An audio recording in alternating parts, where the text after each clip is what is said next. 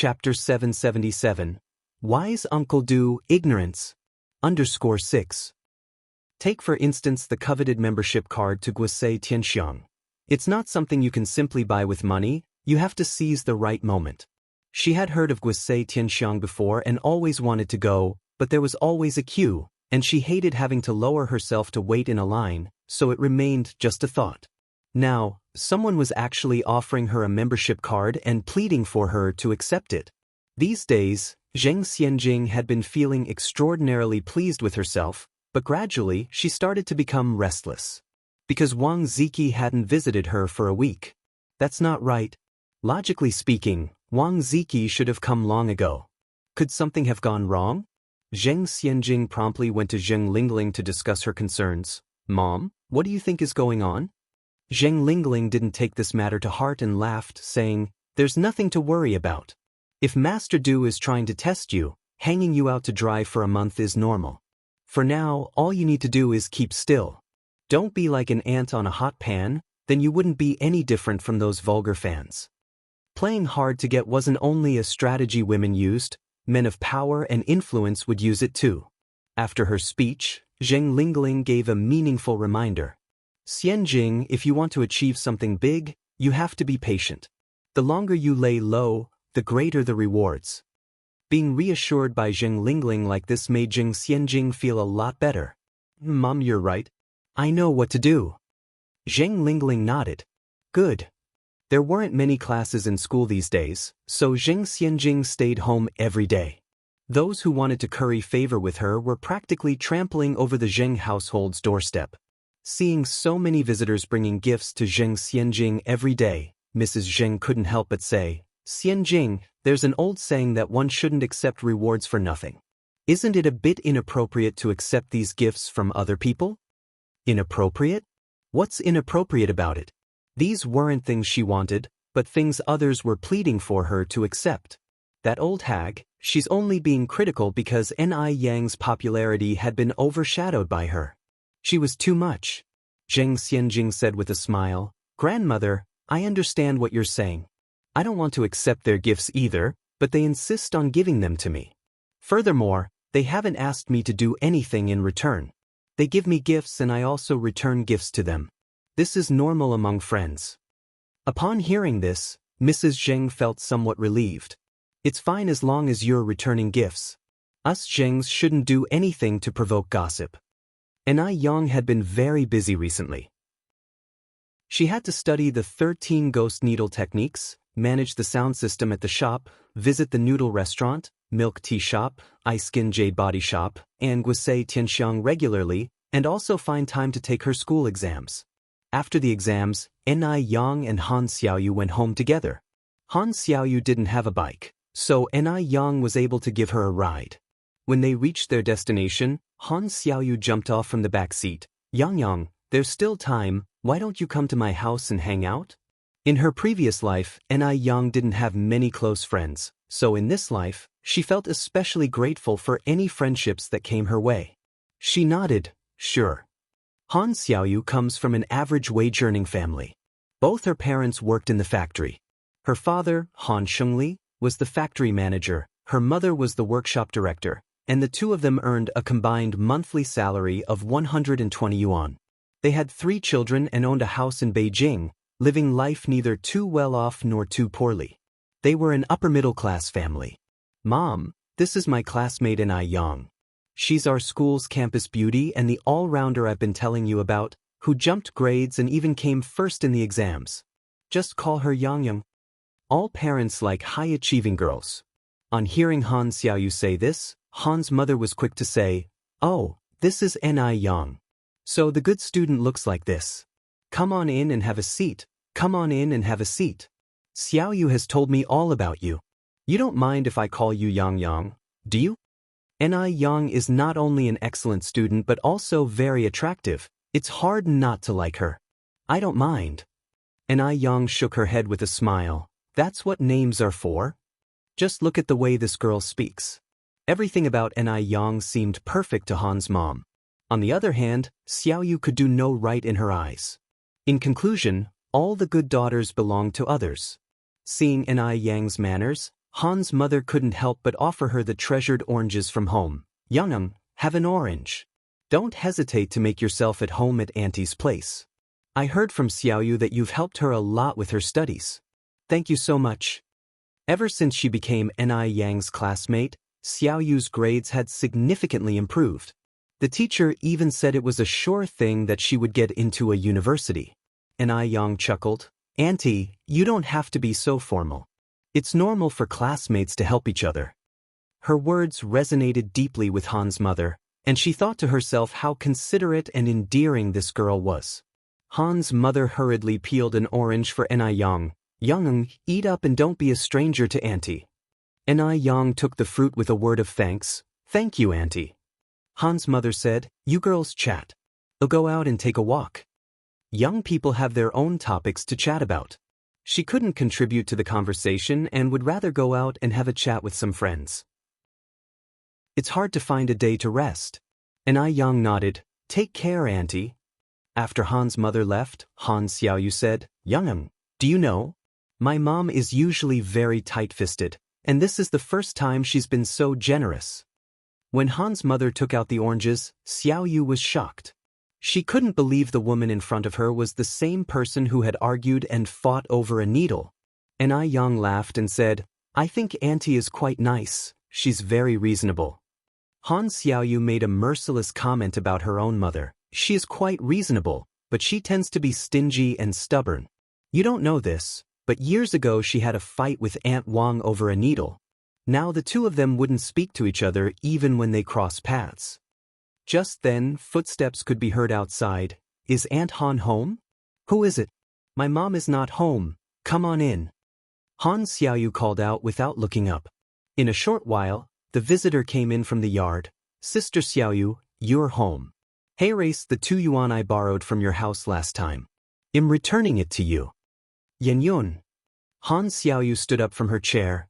By the way, how's your grandmother? Is she feeling better? Wu Yenyun nodded. She's much better after taking the medicine. That's good, Han Xiaoyu said. Let me introduce you, Yenyun. This is my classmate and good friend, Ni Yang. Xianxia, this is Wu Yenyun, one of our neighbors. Just call her Yenyun. Ni Yang walked over with a smile. Nice to meet you. Chapter 778. Direct Confrontation. What is her name? _1 Typically, beautiful people have always had a knack for making lasting impressions. Wu Yenyun couldn't help but feel a sense of familiarity with the pretty young lady standing in front of her. Before she could gather her thoughts, Ni Yang initiated, Yenyun, do we know each other from somewhere? Standing slightly shorter than Ni Yang, Wu Yenyun tethered somewhere around 5 feet 4, her body thin, her complexion somewhat yellow from what could be attributed to long periods of malnutrition, which also seemed to have tinged her hair the same shade of yellow. Her features were distinct, her big eyes full of life and animated, almost as though they were capable of speech. In the almost May weather, she was still wearing a quilted cotton jacket, evidently indicative of her family's dire economic situation. Wu Yenyun had not expected such friendly and warm behavior from the young lady. She didn't seem to mind Yenyun's dirty appearance, and suddenly, it hit Yenyun. You were the one riding the bike on the street that day, right? Once Yenyun said this, Ni Yang started to remember. Yes. That's right. Did you get injured then? During that occasion, Wu Yenyun had left in such a rush that Ni Yang hadn't been able to ascertain whether she had been injured or not. Wu Yenyun smiled and replied, No, I'm all right. Your bike didn't even touch me last time. That's good to hear. Visibly surprised, Han Xiaoyu questioned, Xianxia, you and Yenyun know each other? Ni Yang explained the entire incident to Han Xiaoyu, laughing as she recounted their strange meeting. Han Xiaoyu nodded. Oh, so that's what happened. Wu Yenyun did have chores to do back home and could not stay for too long. After a brief chat, she prepared to depart. Xiaoyu, I should get going. Han Xiaoyu continued, Oh, by the way, Yenyun, when will you start school? At her words, Wu Yenyun wore a dispirited look on her face. My mom just had another baby, I can't leave the house for a while. I have no clue when I'll be able to attend school. Han Xiaoyu chose not to say anything more, but asked her to wait a moment. Wait here. He'll be back. All right. Wu Yinyun gave a nod. Han Xiaoyu ran back into the house and returned shortly after with a red plastic bag. Yinyun, this is for you. The bag contained a few leftover pancakes from breakfast and 2 oranges. Wu Yinyun declined right away. Xiaoyu, I cannot accept this. You should take it back. Han Xiaoyu insisted. Keep it? We can't finish it all anyway. Don't hesitate. Just take it. You should head back now. Your baby brother might start crying again. Then, thank you Xiaoyu. In those times, no one was wealthy enough. Han Xiaoyu's generosity touched Wu Yinyun deeply. After Wu Yinyun had left, Han Xiaoyu shared Yanyun's domestic conditions with Ni Yang. Wu Yanyun's father was disabled and could only perform some manual labor. Despite her mother's competence, a woman having so many children left her crushed under the burden of life. Wu Yanyun's family was, therefore, in a very bad situation. That's why Wu Yinyun was still wearing a quilted cotton jacket even in mid-May. Regardless of the era, there are always the rich and the poor. Equality of wealth always remains an unfeasible dream. Ni Yang was left sighing after hearing this. On returning home, Wu Yinyun found her 2 brothers playing in the mud and the other one sleeping soundly in his crib. Her 2 brothers, 9 and 7 respectively, were both of school-going age but unable to attend due to their family circumstances. How could Wu Yinyun burden her mother with the need for her own education? Wu Yinyun divided the 3 oranges into 5 parts. For her father, her mother, her 2 brothers, and her grandmother. Big sis, where'd you get these oranges? They are so sweet. Delicious. Her elder brother, Wu Dong, swallowed all his share in one gulp.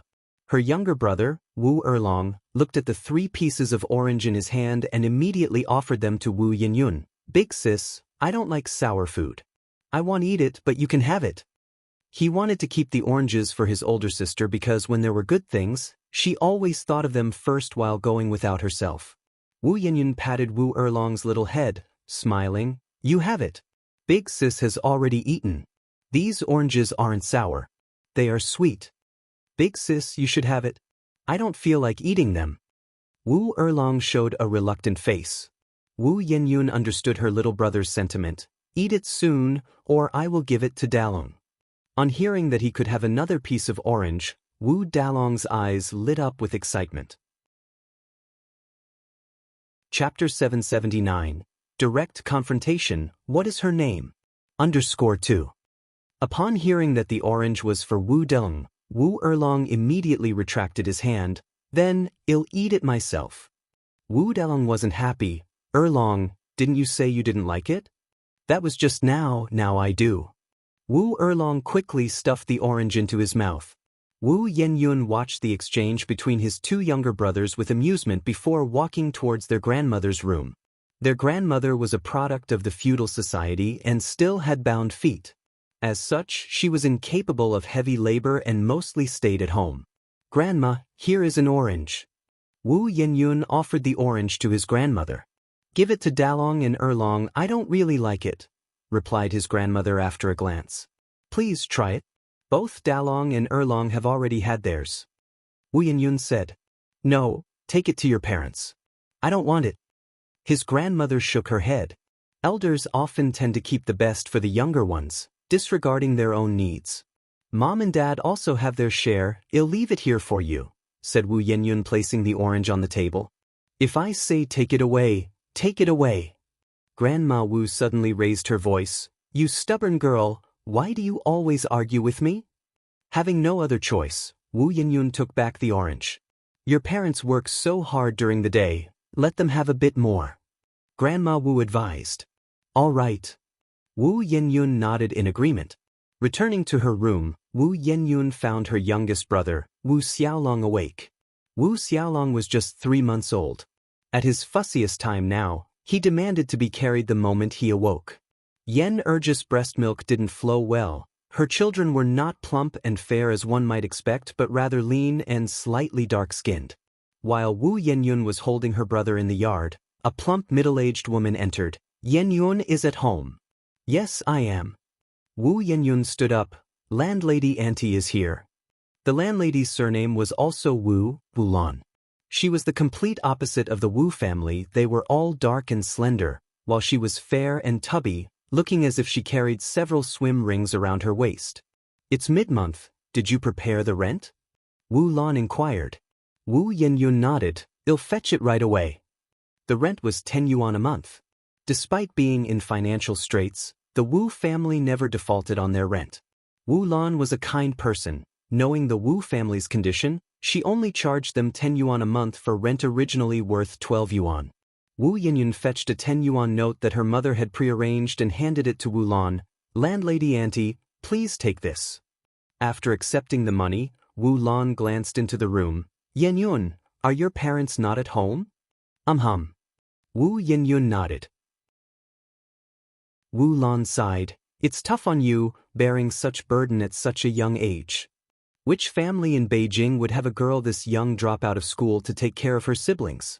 But then again, there was no other choice. Grandma Wu couldn't do manual labor due to her bound feet, and her 3 brothers were still young. Wu Yinyun shook her head. I'm not suffering, landlady auntie. Wu Lan smiled. Auntie knows you're capable. Not only was she capable, but she was also pretty. With those big eyes and prominent nose, which other girl in the neighborhood could compete? If she got an education, went to university, she could become a golden phoenix. What a pity though, wrong family. Just then, Grandma Wu came out of the room, leaning on her walking stick. Auntie, it's me. Wu Lan greeted enthusiastically. Grandma Wu approached slowly. Oh, it's Lanzi. Auntie, I was just praising Yenyun. Not only is she pretty, but she's also so sensible. You'll be blessed in the future. A smile didn't cross Grandma Wu's face. We're so impoverished, what use is beauty?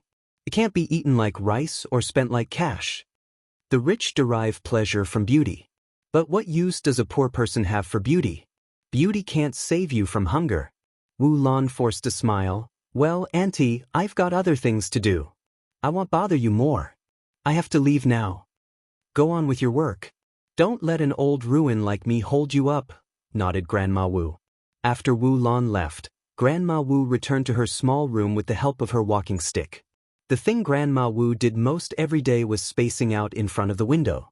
Her son and daughter-in-law were struggling so much. She wished she could help, but regretfully there wasn't much she could do about it. After calming down her little brother, it was time for Wu Yenyun to prepare dinner. The rice jar was almost empty. Watered-down rice porridge was the only option. The leftovers from the restaurant a few days ago had long been eaten. Fortunately, there were still pancakes given by Han Xiaoyu, enough to scrape together a meal for the night. Chapter 780, Direct Confrontation, What is her name? _3. Wu Yenyun stewed porridge while holding her younger brother. By the time the porridge was ready, Yen Erju and Wu Jinshu had returned home. Yen Erju worked at the rice shop, carrying 150 caddies of rice per bag for 2 cents. 10 bags of rice amounted to 1 cent, and Yen Erju could carry 60 bags a day, earning about 1.2 yuan a day. But not every day of the month had work at the rice shop. On average, only 15 days of the month did, which meant that Yen Erju made about 18 yuan a month. Because of his disabilities, Wu Jinshu could only do odd jobs at the construction site, earning only 0.2 yuan a day. The couple's combined monthly income was 24 yuan. But with 4 children to raise and other necessities, housing, water and electricity to pay for, they were almost always in debt by the end of the month. Wu Yenyun was a very sensible little girl. Yen Erju and Wu Delong were busy with work, so they didn't have to worry about the house, which Wu Yenyun kept tidy. Wu Yenyun served the food on the table. Mom, Dad, dinner's ready. Dinner was very simple, just porridge and pancakes, with a side of pickles. Yen Erju nodded approvingly. Was Xiaolong a good boy today? Wu Yenyun replied, Xiaolong was very good. That's good to hear. Yen Erju loved her eldest daughter very much. If it weren't for her, their family might not pull through. Despite their struggles, life wasn't that terrible. Wu Yenyun brought out some oranges. Mom, Dad, have some oranges. Wu Jinshu was surprised. Xiaoyun, where did you get these oranges from? They could certainly not afford to buy oranges considering their current state. Wu Yenyun explained, "Oh, never mind that. Dad doesn't like oranges. Then you and Erlong can have these." Dalong happily took the orange. Erju, with hands empty, smiled, "I don't like them either, Erlong. You can have it." Wu Erlong shook his head, "Sis already gave me one. You should have it, Mum." "I don't want it." Wu Erlong still refused. "I want it." Wu Dalong, ever the glutton, took the orange from Yen Erju and began to eat it hungrily. Wu Yenyun reprimanded him, "You are such a glutton." Dalong made a face at Wu Yenyun. Yen Erju laughed, "He's the younger one, Xiaoyun. You should let him have his way." Despite being reasonable, Wu Yenyun still felt upset as she felt Dalong was too unreasonable. Yen Erju, on the other hand, felt it was just normal for kids. Once they've grown up, they would understand. During dinner, Wu Yenyun said, "Mom, our landlord came for the rent today. Did you pay it?" Yen Erju asked. Wu Yenyun nodded, "I did." Then she added, "By the way, Mom, we're out of rice at home." Although this topic was a bit heavy, it had to be addressed. Without rice, there would be no meals. Yen Erju took 2 yuan out of her pocket. "I just received this as my pay today. Spend it carefully."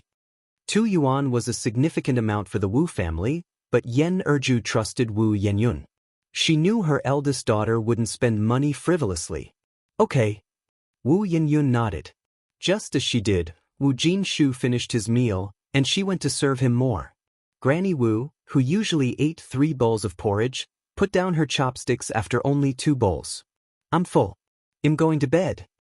In those hard times, people ate less. Wu Jinshu was surprised. "Mom, why did you eat so little today?" "I can't eat anymore." Granny Wu replied. It wasn't that she couldn't eat anymore or that she was full, she just wanted to save a bit more. She was old, and if she could save, she would let the children eat more. The kitchen was at the other end of the yard. As she was returning to her room, Granny Wu bumped into Wu Yenyun, who was bringing back rice. Wu Yenyun asked, "Granny, have you finished eating?" Granny Wu nodded, "I'm done." Then, as though she'd just remembered something, she added, "We don't have enough food at home. Your dad and mom work hard every day, and Dalong, Erlong, and Xiaolong are all growing children. You and I are the only ones who don't work. Let's eat less." After saying this, Granny Wu turned and walked towards her room. Wu Yenyun was startled. It took her a moment to understand what Granny Wu meant. Chapter 781. Direct Confrontation. What is her name? _4. She felt wronged, even on the verge of tears. But she kept them at bay. She's the elder sister. She mustn't cry. Wu Yenyun took a deep breath. After composing herself, she finally stepped into the room.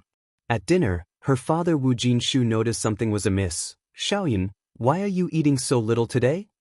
Wu Yenyun laughed and replied, "I was making pancakes in the afternoon, and my stomach was grumbling, so I ate a couple atop, and now I can't eat any more."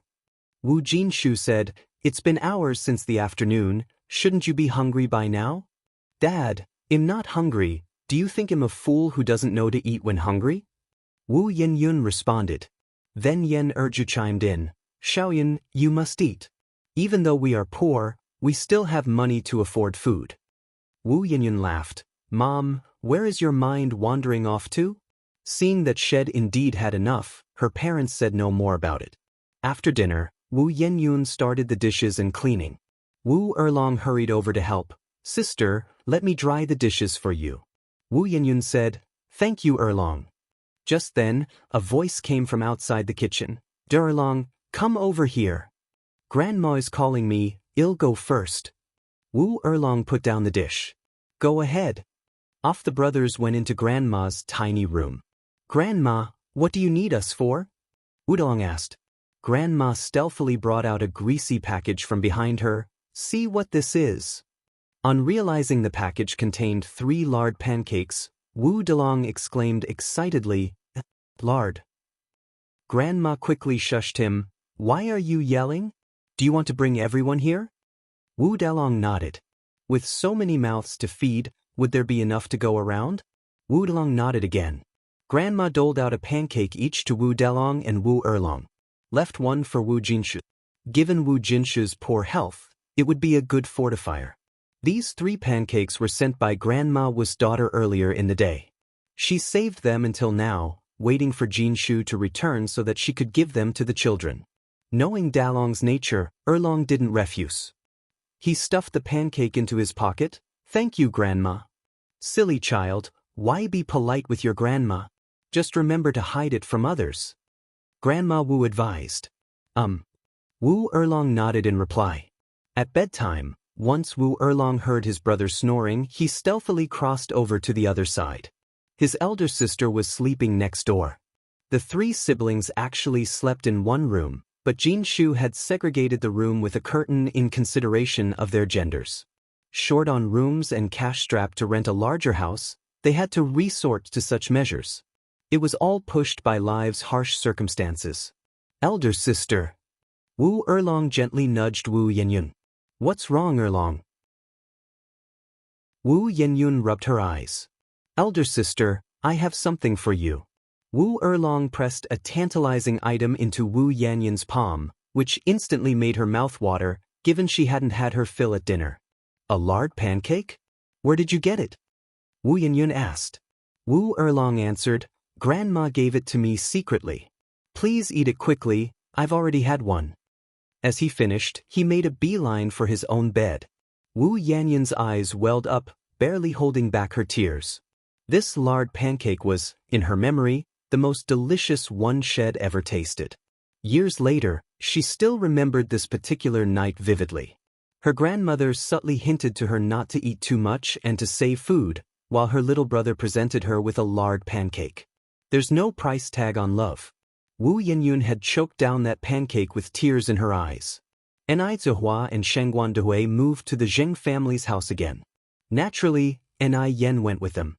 The Zheng family had been bustling these days with a constant flow of guests. Whenever Zheng Xianjing passed Ni Yen, she held her head high, extremely proud, even though Ni Yen had no clue what she was so smug about. In the living room, Zheng Lingling made Zheng Xianjing the center of attention, smilingly saying, Mom and Dad, I heard there's a newly opened restaurant in Beijing that's doing great business. The food is absolutely delicious, and the ambience is excellent as well. The only drawback is the membership card requirement. If you don't have one, you will have to queue with many others. Those with membership cards, however, will be provided with private rooms. Chapter 782, Direct Confrontation, What is her name? _5. Ni Yang gave a smiling response. You're referring to the Gus Tianxiang restaurant, aren't you? Upon hearing the words, Gus Tianxiang, Ni Kuihua's expression shifted subtly. Ni Yang had informed her beforehand not to speak about ice-skin jade flesh and Gus Tianxiang to anyone, so she didn't even tell the Zheng family. The Zheng family, not to mention Shengguan Dehui, didn't have a clear understanding either. These businesses belonged to Ni Yang, not hers, so she didn't bring them up to show off. Zheng Lingling didn't expect this country bumpkin, Ni Yang, to even know about Gus Tianxiang. Yes, that's right, Gus Tianxiang. I initially thought of taking everyone, including your grandparents, for a meal there, but unfortunately their membership cards are in limited supply. You can't just apply for one. Good thing she has a very capable daughter. Even such a sought-after membership card was offered to her. Next, Zheng Lingling could continue to diminish Ni Yang while boasting her own daughter, Zheng Xianjing. Yang, you must really want to dine in such a good restaurant, aren't you? Zheng Lingling continued, well, you're in luck. You can just bask in Xianjing's glory today. Just a few days ago, someone gifted her a membership card. Upon hearing this, everyone else looked at Zheng Xianjing in surprise, envy filling their eyes. Zheng Xianjing was indeed extraordinary. Even a Gus Tianxiang VIP membership card was given to her on a silver platter. Everyone knew that Gus Tianxiang's VIP membership card was going for 5,888 yuan on the market, the key point being it was priceless due to scarcity. Ni Yang smiled faintly, I can go whenever I want to. Zheng Lingling sneered, then you must be prepared for the queue. Ordinary customers and VIP ones are treated differently, like difference between commoners and the emperor. Xianjing, as a cardholder, gets direct access to the VIP rooms on the 3rd floor. How could a person like Ni Yang possibly have a membership card? I don't have a membership card. Ni Yang responded flatly. Upon hearing this, a satisfied smile spread across Zheng Xianjing's face. She knew it. How could someone like Ni Yang, a little country girl, possibly possess such a luxurious item as a VIP card? Breaking the silence, Ni Yang, with a change of tone, continued, "But I can enter their VIP rooms on the 3rd floor by showing my face." There was no such thing as face identification in this era. Everyone was looking at Ni Yang in confusion. Zheng Xianjing stared coldly at Ni Yang. Face identification? What face identification? It should be shameless, right? Ni Yang continued to explain, "By face identification I mean while they check everyone else's membership cards, I am their VIP, so I don't need any card to enter. Just my face is enough." Bragging? A contemptuous voice sounded from the side. The speaker was Lu Kersen, Zheng Xianjing's bestie. She had to do a good job of kissing up to Zheng Xianjing, who was in her moment of glory. Ni Yang didn't get angry, continuing, "If Miss Lu doesn't believe me, how about we make a bet?" "How are we betting?" Lu Kersen didn't believe a word this country bumpkin, Ni Yang, was saying. Her best friend was also a Gus Tianxiang VIP customer, and she had never heard of any face identification service provided by Gus Tianxiang. Ni Yang continued, "If I can get into the VIP rooms on the 3rd floor of Gus Tianxiang by face identification, Miss Lu will pay for everyone's meal today. How about that?" "Sure. Do you dare to go?" Lu Kersen provoked. Ni Yang replied with a smile, "As long as Miss Lu has the guts, I can go all the way." "All right, then it's a deal." Zheng Xianjing stood up and said, "Grandparents, let's go now. I never knew that Gus Tianxiang offered a face identification service. It's a good thing that Yang is here to show us." Mr. and Mrs. Zheng knew that Ni Yang never spoke without assurance. They laughed and said, right on, we also want to see whether Gus Tianxiang is as good as you all claim it to be." The group headed to Gus Tianxiang. Mr. Zheng, who was leading the way, looked at the big sign and couldn't help but exclaim, "Gus Tianxiang. The calligraphy is really good. The calligrapher must be a great talent." Ni Yang could not help but blush a little. Lu Kersen was waiting for a chance to make fun of her. She turned to Ni Yang and said, "Didn't you say you could get in by showing your face? Well, you should lead the way then." Ni Yang stepped forward. There was still a long queue at the entrance. The 2 greeters, who were new, asked, "Hello, how many are you? Do you have a membership card?" Chapter 783, Direct Confrontation, What is her name? _6. Upon hearing this, a mocking expression appeared on Zheng Xianjing and the others' faces. Zheng Xianjing walked over to Ni Yang, intending to teach her a few lessons as the elder sister, to not brag and to be down to earth. Just as she was about to start, 2 other receptionists in traditional Han clothing walked out. "Sorry for the wait, Miss Annette. The new hires didn't know about your identity. Please follow me." "No problem," Ni Yang smiled slightly. This left Zheng Xianjing stunned. Lu Kersen was also stunned. Lu Kersen quickly grabbed one of the receptionists by the sleeve. "You're mistaken, right? She can enter without a membership card?" The receptionist smiled and replied, "As Ms. Ni is our esteemed VIP guest, she can indeed enter without a card." Zheng Xianjing clenched her fist. She had hoped to seize this opportunity to show off, but instead, Ni Yang stole the limelight. How infuriating! Since Lu Kersen was paying, Ni Yang didn't hold back and ordered the most expensive dishes. The total cost of the meal would amount to no less than 7,000 to 8,000 yuan. Seeing the prices on the menu made Lu Kersen wince. If she had anticipated this, she wouldn't have pretended to be generous. While she wasn't short on money, still, 8,000 yuan was enough for her to travel abroad 2 to 3 times. The theme of the restaurant, National Beauty, was traditional Chinese. With wall murals depicting scenes from the painting along the river during the Qingming festival, hand-carved lamps, and even redwood handmade chairs, the classical decor stood out as a breath of fresh air in an era that idolizes modern design and Western culture.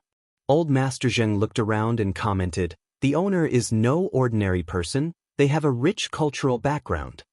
Madame Zheng nodded in agreement. "I reckon they must be of considerable age. The younger generation these days are not fond of old-style things."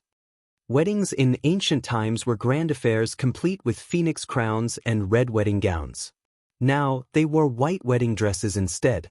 Madame Zheng, having lived through those days, had a hard time accepting white in a festive celebration such as marriage. The most crucial thing about national beauty wasn't just the service or the environment but the taste of their dishes, which was simply unparalleled. Whenever someone dines here, they would immediately think of national beauty whenever they thought about dining out in the future. Halfway through the meal, Yang excused herself to conduct some business with Gulanji, as she considered this a good opportunity to discuss the restaurant's revenue. The third floor was a VIP area and thus was quiet, but the second floor was quite bustling with food carriers and customers. As Yang was descending the stairs, a food carrier crossed paths with her. The food carrier was a tall girl who didn't notice a banana peel on the stairs as her hands were full. She stepped on it, losing her balance, and was about to tumble over. Just then, two people, one on each side, reached out and steadied her arm while two other hands prevented the tray and food from tipping over. "Be careful." Two voices echoed out at the same time. One voice was gentle and calm, like an April breeze. The other voice was warm and soothing, reminiscent of the sound emanating from an ancient bronze bell. The girl was visibly scared and quickly said, "Thank you, sir, thank you, ma'am," before hurrying off to deliver her dishes. Only then did Yang realize that she and a man dressed in a scholar's robe had saved the food carrier.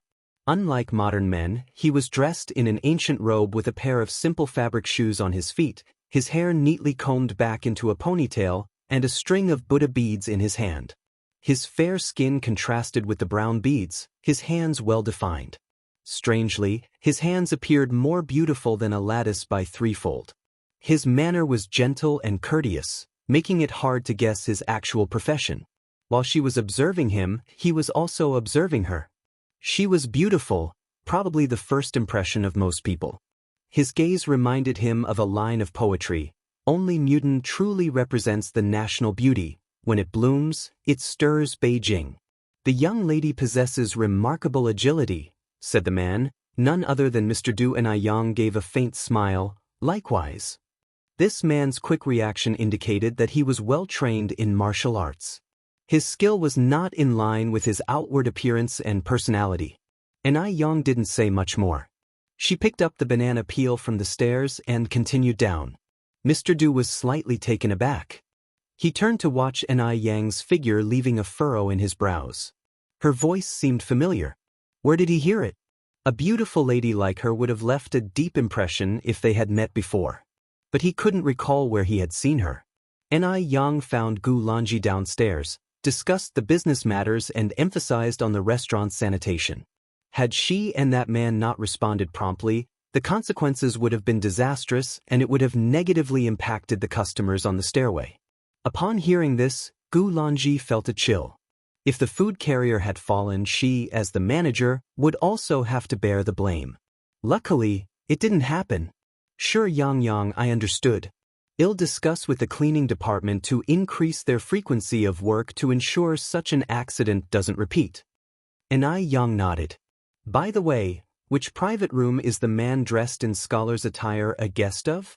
Yang inquired. Gu Lanji thought for a moment and replied, "I believe he's from private room 9. Yang instructed, "Once you confirm he's from private room 9, take the food carrier girl with you, apologize properly, and waive off his bill. Also, the mishap occurred due to poor sanitation, don't blame it on the food carrier girl." "Understood." Once the discussions were over, Yang left the office and returned to the third floor. Gu Lanji was an efficient individual. Upon confirming that the guest Yang referred to was from private room 9, she immediately took the food carrier girl with her to apologize. Interestingly, only two people occupied the spacious private room 9. One was sitting while the other was standing, possibly a master and his servant. After explaining their purpose of visit, Mr. Du put down his teacup and absent-mindedly fiddled with his Buddha beads. No need for waiving the bill, just answer a question for me. Gu Lanji bowed slightly. Please ask, sir. Mr. Du raised his eyes slightly, his voice as gentle as ever. What is the name of the young lady with excellent agility? Chapter 784. Please give me another chance. _1A capable young girl? Gu Lanji was stunned for a moment, then recalled that he must be referring to Anai Yang. That young girl is also a VIP member of our restaurant. As this involves the guest's privacy, I can't disclose detailed information. Gu Lanji said. Di wasn't an unreasonable person. Upon hearing this, he slightly hooked his lips in a smile and said, Okay, I understand. You may leave. Gu Lanji nodded, turning to leave with the food server. At the stairway, the curious server asked, Manager Gu, who do you think that guest is? That guest was quite extraordinary. Even in the modern times, he still wore a traditional long robe and cloth shoes, yet didn't seem at all out of place. He was graceful and handsome. His every move was reminiscent of a young master from a wealthy family depicted in TV dramas. Due to his attire, Gu Lanji had a bit of an impression of Du Yi, who was a frequent guest here. He remembered that on his first visit, the restaurant's membership cards were sold out. He wanted to acquire a membership card even at 10 times the price. That was certainly impossible. The restaurant did not practice favoritism for anyone. In the end, he, like the other customers, queued for almost 3 hours before finally entering the restaurant to dine. The next time he came, he already had in his possession a membership card. As a kind-hearted boss, Gu Lanji shared, he is definitely an important figure. Such important people are not ones we could casually recognize. You should just focus on your work and be more careful in the future. Although the restaurant had its fair share of VIP customers, there weren't many like Dui. Yes, I understand, Manager Gu, the food server nodded. After using Lu Kursen, Anai Yang was in a pretty good mood. I want to thank Mississippi Lu for her generous contribution which allowed us such a wonderful meal. Lu Kursen, barely suppressing her retching, had no choice but to bluster in embarrassment. It was only 8,000 yuan. It's not a big deal. Anai Yang laughed. Mississippi Lu is indeed very generous. Lu Kursen's face turned green and then white with rage. She was on the verge of losing her temper. Zheng Xianjing took hold of Lu Kursen's arms softly, saying, Kursen, my younger sister was just joking with you, don't get angry. Only then did Lu Kursen's face look slightly better.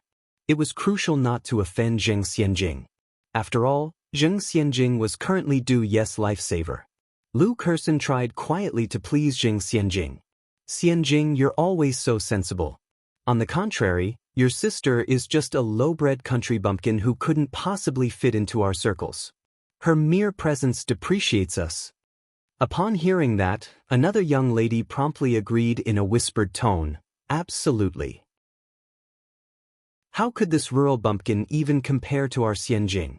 Hearing their flattering voices, Zheng Xianjing felt extremely satisfied. Her lips curled in triumph. After finishing their meal, the group left the restaurant.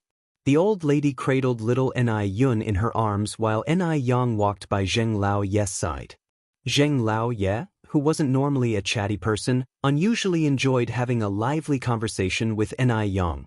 Yang, I know a place that sells delicious candied hawthorns. Do you and Yun Yun want some? The mention of candied hawthorns excited little Anai Yun. Yes, I want. Zheng Laoye laughed. All right, I will buy some for you. Zheng Laotai said, children should not eat too many sweets. It's bad for their teeth. Zheng Laoye retorted, why are you always picking on things? What harm can occasionally eating a string of them do? Did you lose your teeth because you ate sugar as a child? The half-toothless Zheng Laoye, I'm speechless. Little Anai Yun happily said, thank you, Grandpa. You're the best. Grandpa, carry me. Zheng Laoye took little Anai Yun into his arms, setting her on his shoulder. Grandpa will take Yun Yun and sister to buy candied hawthorns. Little Anai Yun was thrilled. Riding the horse, giddy up. Anai Yang laughed. I would prefer not to have the candied hawthorns. I have to attend to some business in a bit. You can take Yun Yun. Zheng Laoye replied. Then, they'll buy some for you and you can eat it when you come home later. Seeing this, Zheng Lingling and her mother both had unsatisfied expressions on their faces. So, Ni Yang and Ni Yun are human, and Zheng Xianjing is not? They bought candied hawthorns for Ni Yang and Ni Yun, completely forgetting about Zheng Xianjing. Favoritism. Such blatant favoritism. They're being so blatantly partial that it's beyond infuriating. Chapter 785. Please give me another chance. _2. Moreover, when Zheng Xianjing was a child, old Master Zheng wouldn't even smile at her, let alone pamper her. Truly, one's own child always comes first. Two old codgers. Zheng Lingling wished she could strangle old Master Zheng and the old lady. Master Zheng, holding little Ni Yun, said, Ting Ting, Dehui, you guys can go wherever you want, and your mom and I will take Yun Yun to play. Lingling and Xianjing, if you want to go out, feel free to wander around, otherwise go home. Ni Zihua and Shengguan Dehui were newlyweds, so they should have some private time together. Shengguan Dehui simply adored his father-in-law. Dad, then he'll take Daya and leave first. Please take care of Yun Yun. Zheng Lingling felt suffocated inside but managed to force a smile on her face. Sure, Dad. Ni Yang also said, Then I'll go ahead, Grandpa. Go on. Master Zheng waved his hand. Third floor of the National Fragrance. Mr. Du and Wang Ziki stood at the floor-to-ceiling window on the third floor. Is that Zheng Xianjing? Wang Ziki nodded. Yes, it's her. Mr. Du pointed to the slim figure next to Master Zheng. Who is that? Wang Ziki squinted. I don't know that person, but the Zheng family recently found their biological daughter. I think that should be the daughter brought back by their biological daughter. Because Wang Ziki had been investigating Zheng Xianjing lately, he knew quite a bit about the Zheng family. Mr. Du twirled his Buddha beads, his face expressionless. Investigate her. Investigate Master Zheng's biological granddaughter? Why would he want to investigate Master Zheng's granddaughter? Is he interested in her? Wang Ziki was stunned for a moment, then said, All right. When his words were done, Mr. Du continued, How is the investigation on that case from last time going? There's no news yet. Wang Ziki replied. Beijing is not like Shanghai. Shanghai is full of their informers. Finding someone in Beijing is like looking for a needle in a haystack. The most important thing is, they hardly have any leads. At least when they were looking for Zheng Xianjing, they knew the car model. It's so difficult. Meanwhile, Shengguan Dehui took Ni Zuihua to stroll around and watch a movie. It was rare for them to have these moments alone together. The streets of Beijing in 1985 were not as closed off as before, with couples hand in hand everywhere. Shengguan Dehui held Ni Kuihua's hand. Look, there's a cotton candy stall over there. Let's go buy a couple. Ni Zuihua laughed. We're not kids anymore, why would we want cotton candy? This cotton candy is just like cotton. Fluffy and it dissolves as soon as you put it in your mouth. I'm sure you've never had it before. Besides, who made the rule that only children can eat candy? Adults can't. Cotton candy originated from the West and was invented in 1897, but the cloud-shaped cotton candy only recently appeared on the streets of Beijing. While they were talking, Shengguan Dehui led Ni Zuihua to the cotton candy stall. Boss, 2 cotton candies please. All right, that'll be 6 cents. Since it's a novelty, the price is a bit high. Shengguan Dehui pulled 6 cents out of his pocket and handed it to the street vendor. Here. Shengguan Dehui handed 1 string to Ni Zuihua. Ni Zuihua glanced around a bit embarrassedly before accepting it. Shengguan Dehui bit into the cotton candy, laughing. Daya, try a bite and see if it's sweet enough. It was Ni Kuihua's first time eating this kind of cotton candy. She took a bite, and even though it was quite big, it dissolved into sugar water as soon as it entered her mouth. It was quite sweet but not worth it. It looked like a lot, but in reality, it wasn't even a mouthful. Not far away, a middle-aged man carrying a briefcase watched enviously as Shengguan Dehui laughed and talked with Ni Zuihua. Seeing this warm scene, an involuntary smile of nostalgia appeared on his face. This man was none other than Zhao Shen. These days, he had been reflecting on himself. He was wrong. He was truly wrong. He shouldn't have hurt Shangguan Furong. Even though Shangguan Furong was a bit temperamental, as her husband he should be forgiving. He definitely should not have brought Lin Fong home when Shangguan Furong was feeling disheartened. At that time, if he had repented timely, he might have been able to win back Shangguan Furong. Now, Shangguan Furong and their children are gone. Only he and Lady Zhao are left in the Zhao family. Every time he gets off work, he doesn't want to go home. He's afraid of facing an uncheerful home.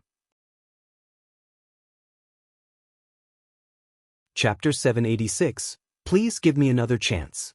_3. If he hadn't wronged Shangguan Furong then, he could have been as happy as Shangguan Dehui and Enai Tsuehua now. He had destroyed his own happiness with his own hands. Zhao Shen took a deep sigh, then mustered the courage to walk up to Shangguan Dehui and Enai. Brother, sister-in-law.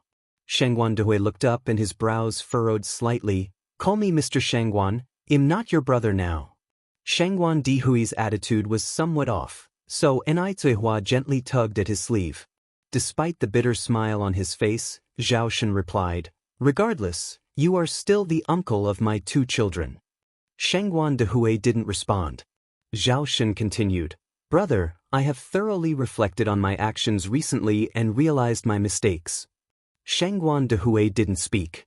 Enai Tsuehua tried to smooth things over with a smile. It's a good thing when a prodigal son returns to the fold.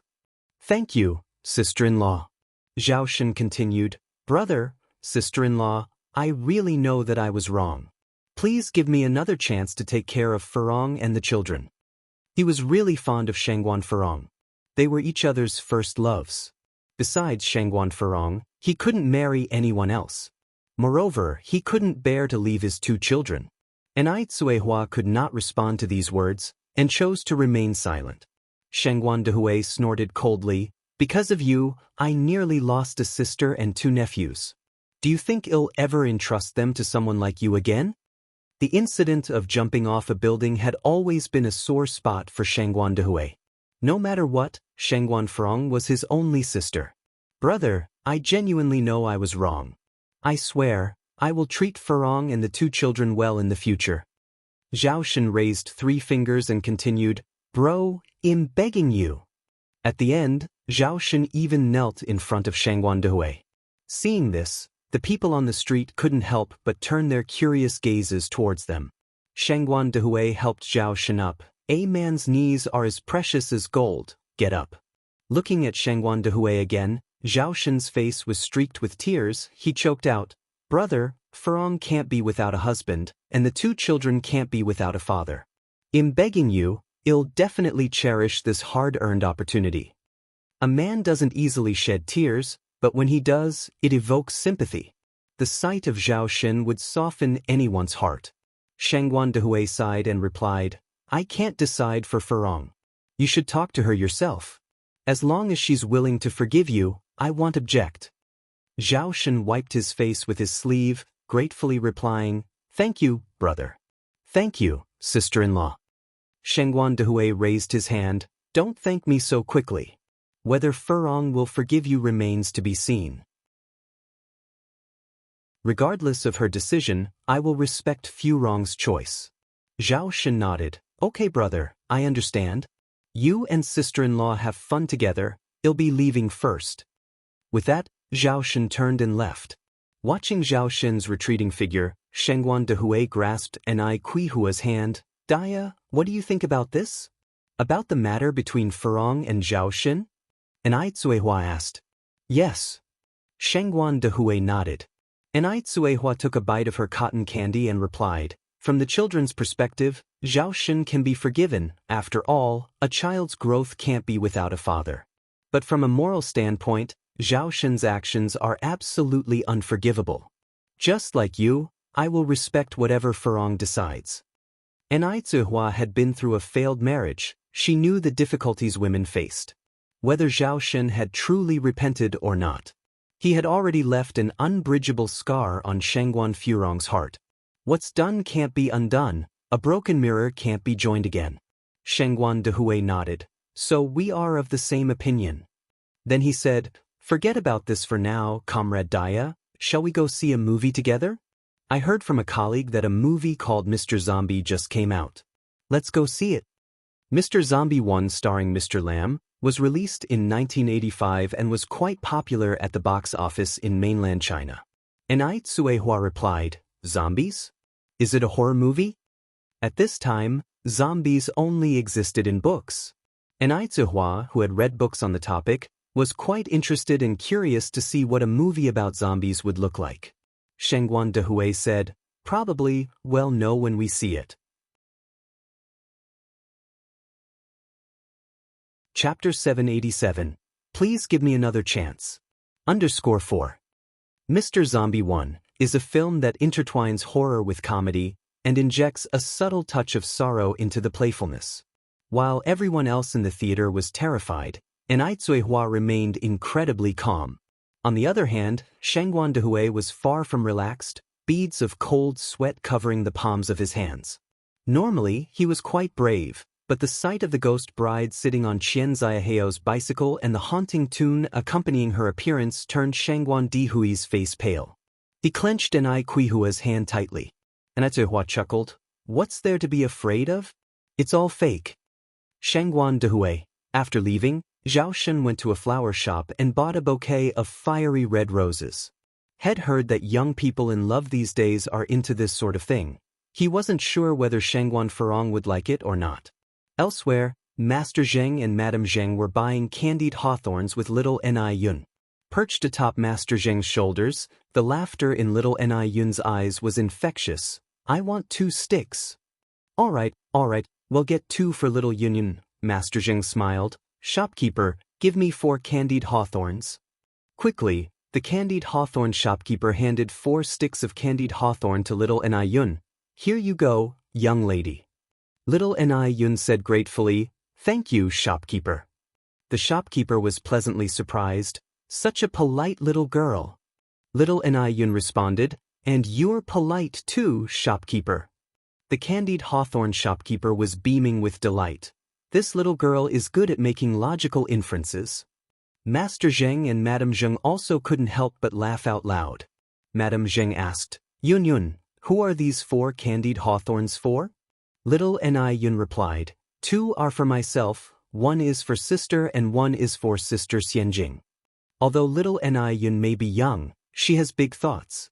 Madame Zheng then asked, "Why aren't there any for grandpa and grandma?" Little Ni Yun reasoned, "Because grandpa and grandma are adults, and adults can't eat candy." In her mind, even Ni Yang and Zheng Xianjing were still little kids. Master Zheng feigned disappointment. "What should we do if grandpa and grandma still want some?" After pondering for a bit, little Ni Yun finally decided to share her own. She took out one of her candied hawthorns. "This stick is for you and grandma. Yun Yun will just have one. Grandpa, you and grandma can only have 1 stick. If you eat too much, your teeth will hurt." Madame Zheng pinched little Ni Yun's hand while standing on her tiptoes. "You little smart aleck. Grandpa was just teasing you. Grandpa and grandma don't eat candy. You eat it." Finding out that she was still entitled to 2 candied hawthorns, little Ni Yun was over the moon. At the agricultural trade market, Wu Yenyun went to the grains and oils section, where she was planning to buy some rice and flour to take home. Now, rice was priced at 2 cents per pound and flour was 1 cent. She bought 5 pounds of each, enough to tide her family over for roughly a week. With the remaining 5 cents, she bought half a pound of edible oil to take home as they were out. Once she gathered everything, she reached into her pocket to pay but found it empty. The color drained from Wu Yanyan's face. Where was her money? Where had her money gone? Wu Yenyun frantically checked her pockets again, but they were still empty. Now Wu Yenyun was panicking, turning her pockets inside out. "Where's my money? Where's my money? It was here just a moment ago." Wu Yanyan's voice was trembling. Those 2 yuan was to feed her entire family. It was their lifeline. What to do now? What was she supposed to do now? Seeing Wu Yenyun in such a state, the grains and oils shopkeeper flipped the rice and flour back into their respective containers, a trace of annoyance coloring his words. "Why are you buying things without money? Are you fooling with me? Seriously?" At that moment, Wu Yanyan's world crumbled. Everything seemed gray. Her parents worked so hard every day just to earn a little over a yuan, and shed loss too.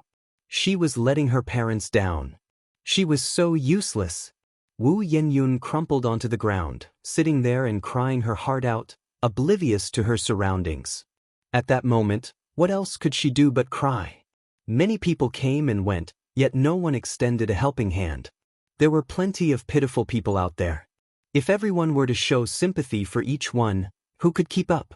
Ni Yang visited her Sifu's place every day, and today was no exception. Her Sifu's place was in a more rural location where it wasn't easy to shop for groceries, so Ni Yang planned to buy some everyday essentials to bring over. As she approached the entrance of the agricultural market, she spotted a girl sitting on the ground, crying in despair. Her cries were heart-wrenching.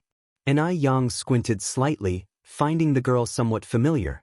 After taking a closer look, isn't this girl Wu Yenyun? Chapter 788. Please give me another chance. _5. For some reason, upon seeing Wu Yenyun, Ni Yang felt an inexplicable sense of familiarity. Yenyun, Ni Yang walked over, squatting down beside Wu Yenyun, and patted her shoulder. After patting Wu Yenyun without any response, Ni Yang patted her again. Yenyun. Only then did Wu Yenyun react. She lifted her head and saw a clean and pretty face, choked back a sob. Yang? Ni Yang handed her a clean handkerchief. Yenyun, wipe your tears first. Wu Yenyun raised her hand, wiping her face indiscriminately with her sleeves. Don't get your handkerchief dirty. It was evident that Ni Yang belonged in a different world from hers. You could tell that Ni Yang must have a good family environment, unlike her. Ni Yang stuffed the handkerchief into Wu Yanyun's hands with a smile. It's okay, handkerchiefs are meant for wiping stains, what else would they be for? Thank you. Wu Yenyun gripped the handkerchief, warmth spreading in her heart. Ni Yang then helped Wu Yenyun up from the ground. Yenyun, what's the matter? No, nothing. Wu Yenyun used the handkerchief to wipe away her tears. Just by the agricultural market, there was a dumpling soup shop. Considering it was past 12 p.m., Wu Yenyun probably hadn't eaten yet, so Ni Yang took her to the shop saying, let's eat and chat inside. But where would Wu Yenyun get the money to eat? No need, Yang, I've already eaten. Ni Yang chuckled, that's okay.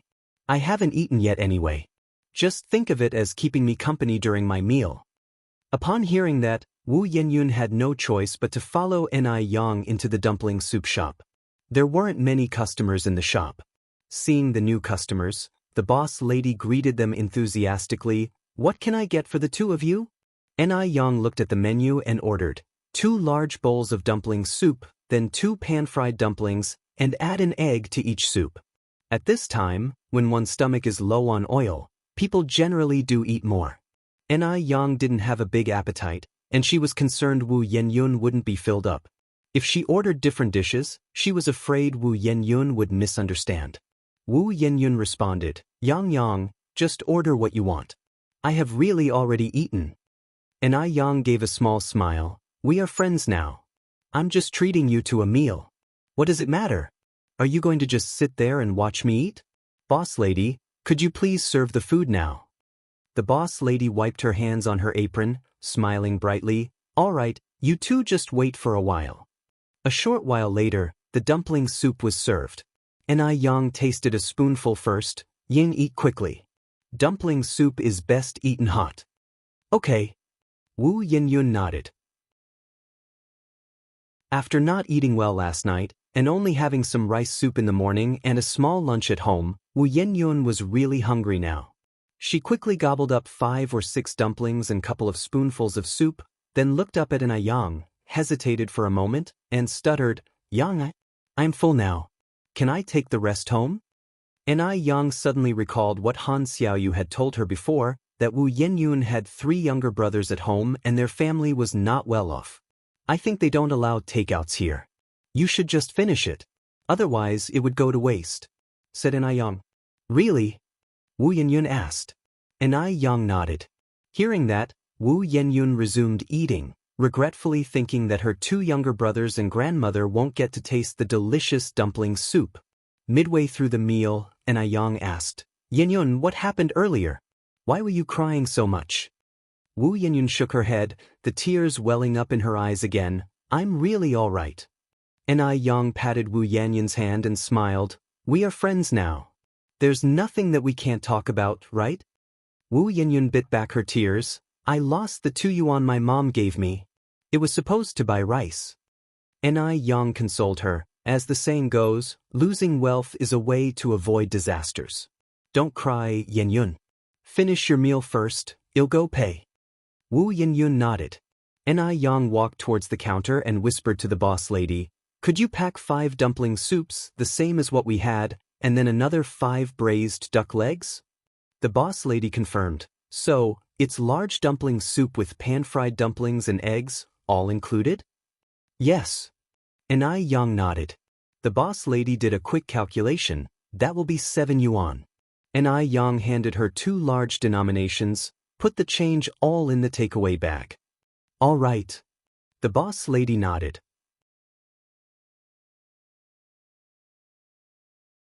Chapter 789. Please give me another chance. _6. After paying, Enai Yang walked out. Wu Yenyun had almost finished eating.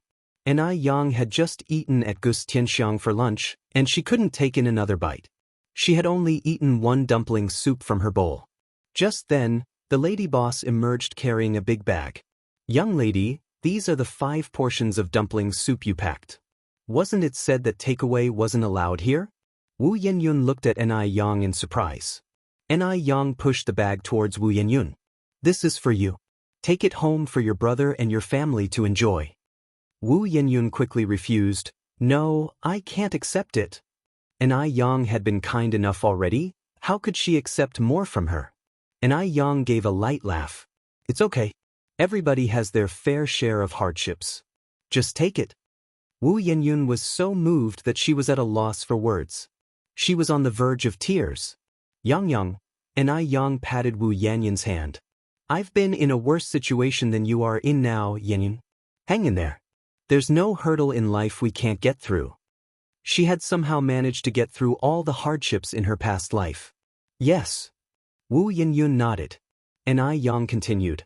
I've tasted my dumpling soup, but I didn't touch the pot stickers and the eggs. If you don't mind, you can take them too. Wu Yenyun finally understood. When Enai Yang said that takeouts weren't allowed, she was just trying to make from Wu Yenyun eat more. She felt a lump in her throat. The tears that she had been holding back began to flow again. I don't mind, Wu Yenyun's head was nodding. Yang, thank you. When she was able, she wanted to be like Enai Yang, someone who spreads warmth. Enai Yang stood up. I have something else to take care of. I'm leaving now. I'll walk you out. Wu Yenyun also got up. Enai Yang smiled and said, no need, we are not going the same way. With that, she turned and walked towards the agricultural market. Wu Yenyun called over the lady boss and had Enai Yang's portion of dumpling soup packed as well. As she was about to leave, Wu Yenyun accidentally found a 5 yuan bill and 3 1 yuan banknotes in the bag. Boss, where did this money come from? Wu Yenyun asked. The lady boss grinned. That young lady who was with you just now told me to put it in the bag. Wu Yenyun was slightly taken aback, and then she realized what Enai Yang had done. Enai Yang was probably trying to protect her dignity with that gesture. She truly was a good person. Wu Yenyun silently acknowledged in her heart. When she was carrying the dumpling soup home, she bumped into the landlord, Wu Lan, coming out of the courtyard. Wu Lan noticed a peculiar expression on Wu Yenyun's face for a moment and then quickly resumed her smile. Yenyun, you're back. Wu Yenyun nodded. Aunt Lan. Wu Delong and Wu Erlong came bounding out of the courtyard. Big sister is home. Big sister, what are you carrying? It smells so good. Wu Yenyun smiled and said, of course, it's something good. Wait a moment. I'll divide it up in the kitchen. Wu Delong was jumping with joy. Wu Yenyun kept the other 5 portions of dumpling soup for dinner and took out Enai Yang's portion separately, dividing it into 3. and Ai Yang had just symbolically eaten a mouthful of her portion.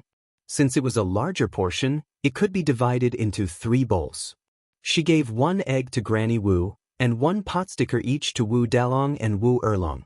Upon seeing that the food was divided into 3 portions, Wu Erlong asked, "Big sister, aren't you eating?" Wu Yinyun smiled and said, "Big sister has already eaten." Before Wu Erlong could respond, Wu Dalong eagerly said, "Xiaolong, if you're not eating, I'll eat your portion for you." Wu Erlong immediately guarded his meal. Wu Yinyun took the remaining portion to their grandmother. Their grandmother scolded with a stern face, "We're already so poor we can't afford food. Your mom gave you 2 yuan just yesterday, and you've wasted it today. Don't we know our place? You extravagant child. What a disgrace. What could our respectable Wu family have done to deserve a child like you? If only we knew back then." In the end, the grandmother started coughing in agitation, looking like she might collapse at any second. Wu Yenyun immediately tried to pacify her. "Grandma, don't be angry. I didn't use the money Mom gave me for this. A kind-hearted lady gave me several portions of these. I plan to save them for dinner. Look, the money Mom gave me is still here." She couldn't dare tell her grandmother about losing the money. She decided to confide it to her parents quietly at night. Seeing this, their grandmother's expression softened slightly. After enjoying the forbidden dumpling soup, she continued, "Xiaoyan, how old are you now?" "I'm 18, Wu Yenyun replied, puzzled. Why would her grandmother suddenly ask her age? 18, their grandmother looked at her with complicated eyes. 18 is not young anymore. She herself had been married at 18. The young mistress had been promised to a family at 16. "Grandma, are you asking for a reason?" Wu Yenyun continued to inquire. Their grandmother shook her head. "No, you can go now." Just as Wu Yenyun was about to leave, it seemed their grandmother remembered something. "Both of your younger brothers should be in school, but they are still at home playing. If it weren't for you, your brothers would be in school by now. Xiaoyan, do you know how much it costs to raise a child?" Wu Yanyun's voice was a little bitter. "I know," their grandmother said. "If you are sensible, you should help your parents more. You are 18, no longer a child. Our family is in this mess because of you." Wu Yenyun nodded in agreement. After leaving their grandmother's room, Wu Yanyun's previously joyous mood had turned somber once more. She knew her grandmother's words had a deeper meaning, but she didn't understand her true intention. Wu Yenyun looked up at the somewhat gray sky, wishing she could give herself a cathartic cry. The Deming Pavilion was located at the busiest street in Beijing. The area near the Deming Pavilion was unusually tranquil because it was the residence of a nobleman. This nobleman was none other than Master Du. Master Du stood by a small pond in the garden, feeding fishes. While Wang Ziki reported the information he had found, Master Du, Mr. Zheng's biological granddaughter, is named Ni Yang. She's 19 years old. She used to live in Dam Village in Haicheng with her birth mother, Ni Zihua.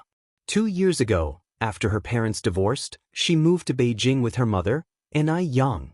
Master Du scattered a handful of fish food into the pond. Look up Ni Yang's whereabouts on that night then. Although according to Wang Ziki's findings, Ni Yang seemed to be an ordinary village girl, Master Du knew she was no ordinary person.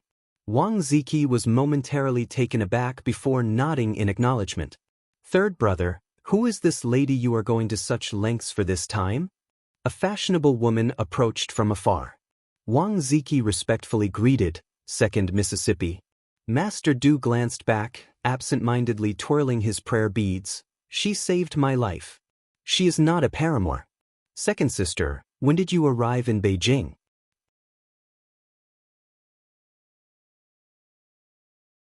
Chapter 790, So Unique. Found the real lifesaver. _1 The person who arrived was none other than Du's half-sister from the same father, Du Jiaojiao. Du Jiaojiao was 36 years old this year, but she looked no different from a woman in her early 20s. She was wearing a fashionable lace dress, her hair was curled in golden waves, and she had on a pair of light black high heels. As she walked, each step clicked on the floor, emanating an aura of authority. Upon hearing this, Du Jiaojiao asked seriously, "A savior?" What happened? Du narrated the incident from that night in a calm and composed manner. His casual demeanor as if the person who almost died that night wasn't him. People like Du had long understood the cycle of life and death. To him, life and death were no more than a cycle. Du Jiaojiao squinted her eyes in anger and said, "These people are absolutely reckless. No sooner had you left Shanghai than they set their sights on Beijing." Du twiddled with his Buddha beads. "No point getting angry, it's not good for your health." Du Jiaojiao was so angry that she started to laugh. "Who do you think I'm doing this for? It's all for you." Although he wasn't her full brother, their bond was much deeper than that of ordinary siblings. Du Jiaojiao then asked, "Have you found out who's behind this?" Du nodded his head. Du Jiaojiao jumped in. "Who is it? I'll kill him myself." Du replied, "There's no need for you to act, sister. I've already taken care of it." Du Jiaojiao laughed. "I always knew you were a smiling tiger, pretending not to care on the surface but holding grudges deep down." Given her brother's tumultuous past, his journey to the present has been far from easy. Along the way, a lot of blood had been shed. He truly stepped on bones to get where he is. With one hand on his Buddha beads and the other tossing some fish bait, he said, "I'm no saint. If someone crosses my line, I'll naturally pay them back." Du Jiaojiao added, "So the young girl who saved you is quite formidable. Haven't you found her yet?" Anyone who could save her brother must be extraordinarily skilled. At the moment, Du Jiaojiao was also curious about what this little girl looked like. Du shook his head. It was already dark at that time and the clues were too scarce. Du Jiaojiao chuckled, "No rush. As long as destiny dictates, you two shall meet again." Du did not continue the conversation. Du Jiaojiao nudged him with her elbow and giggled, "By the way, do you have some good news to share?" "What good news?" Du was puzzled. Du Jiaojiao laughed. "Don't play dumb. I heard back in Shanghai that you've set your sights on a young girl and are thinking about bringing her home as your wife?" "No," Du straightforwardly denied. Du Jiaojiao was speechless. "You're still pretending in front of your sister? Really, there isn't." Du Jiaojiao frowned. "Tell me honestly, all these years, haven't you had feelings for anyone?" Her brother was already in his 30s this year. He was often surrounded by women and even had 2 mistresses. But he had never truly opened his heart to anyone. He was like an emotionless machine, cold and indifferent. Du lightly shook his head. "Throughout my life, I have never understood what it is to like." Du Jiaojiao then asked, "What about love? Even if you've never liked anyone, you must have loved someone, right?" Du cracked a smile. "Love? What is love? Is it something that can satisfy hunger or thirst? Besides, is there really such a thing as love in this world?" He never believed in love between a man and a woman. He never loved anyone. He even found it puzzling why some people could make a huge fuss over so-called love. In Du's view, this was incredibly foolish behavior. Du Jiaojiao shook her head in disbelief. "Being with someone like you who doesn't understand love is so boring." Du fiddled with his Buddha beads. "Buddha said, 'Life is what we make of it, all things in the world are transient. If the mind is not moved, nothing in the world is moved. If the mind doesn't change, everything remains the same.' And his mind would never be moved for anyone." Du Jiaojiao gave a snort. "There's a long road of life ahead.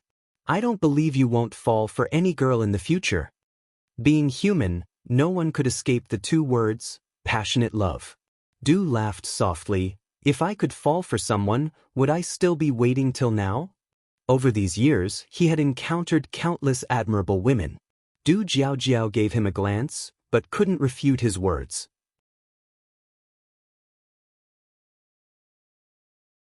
Chapter 791. So unique. Found the real lifesaver. _2. Her younger brother, who was well-traveled and handsome, attracted numerous women who wouldn't consider marrying anyone else. Even the daughter of the leader of the desert country, whom he did not bother to give much attention to. He even avoided accepting 2 concubines.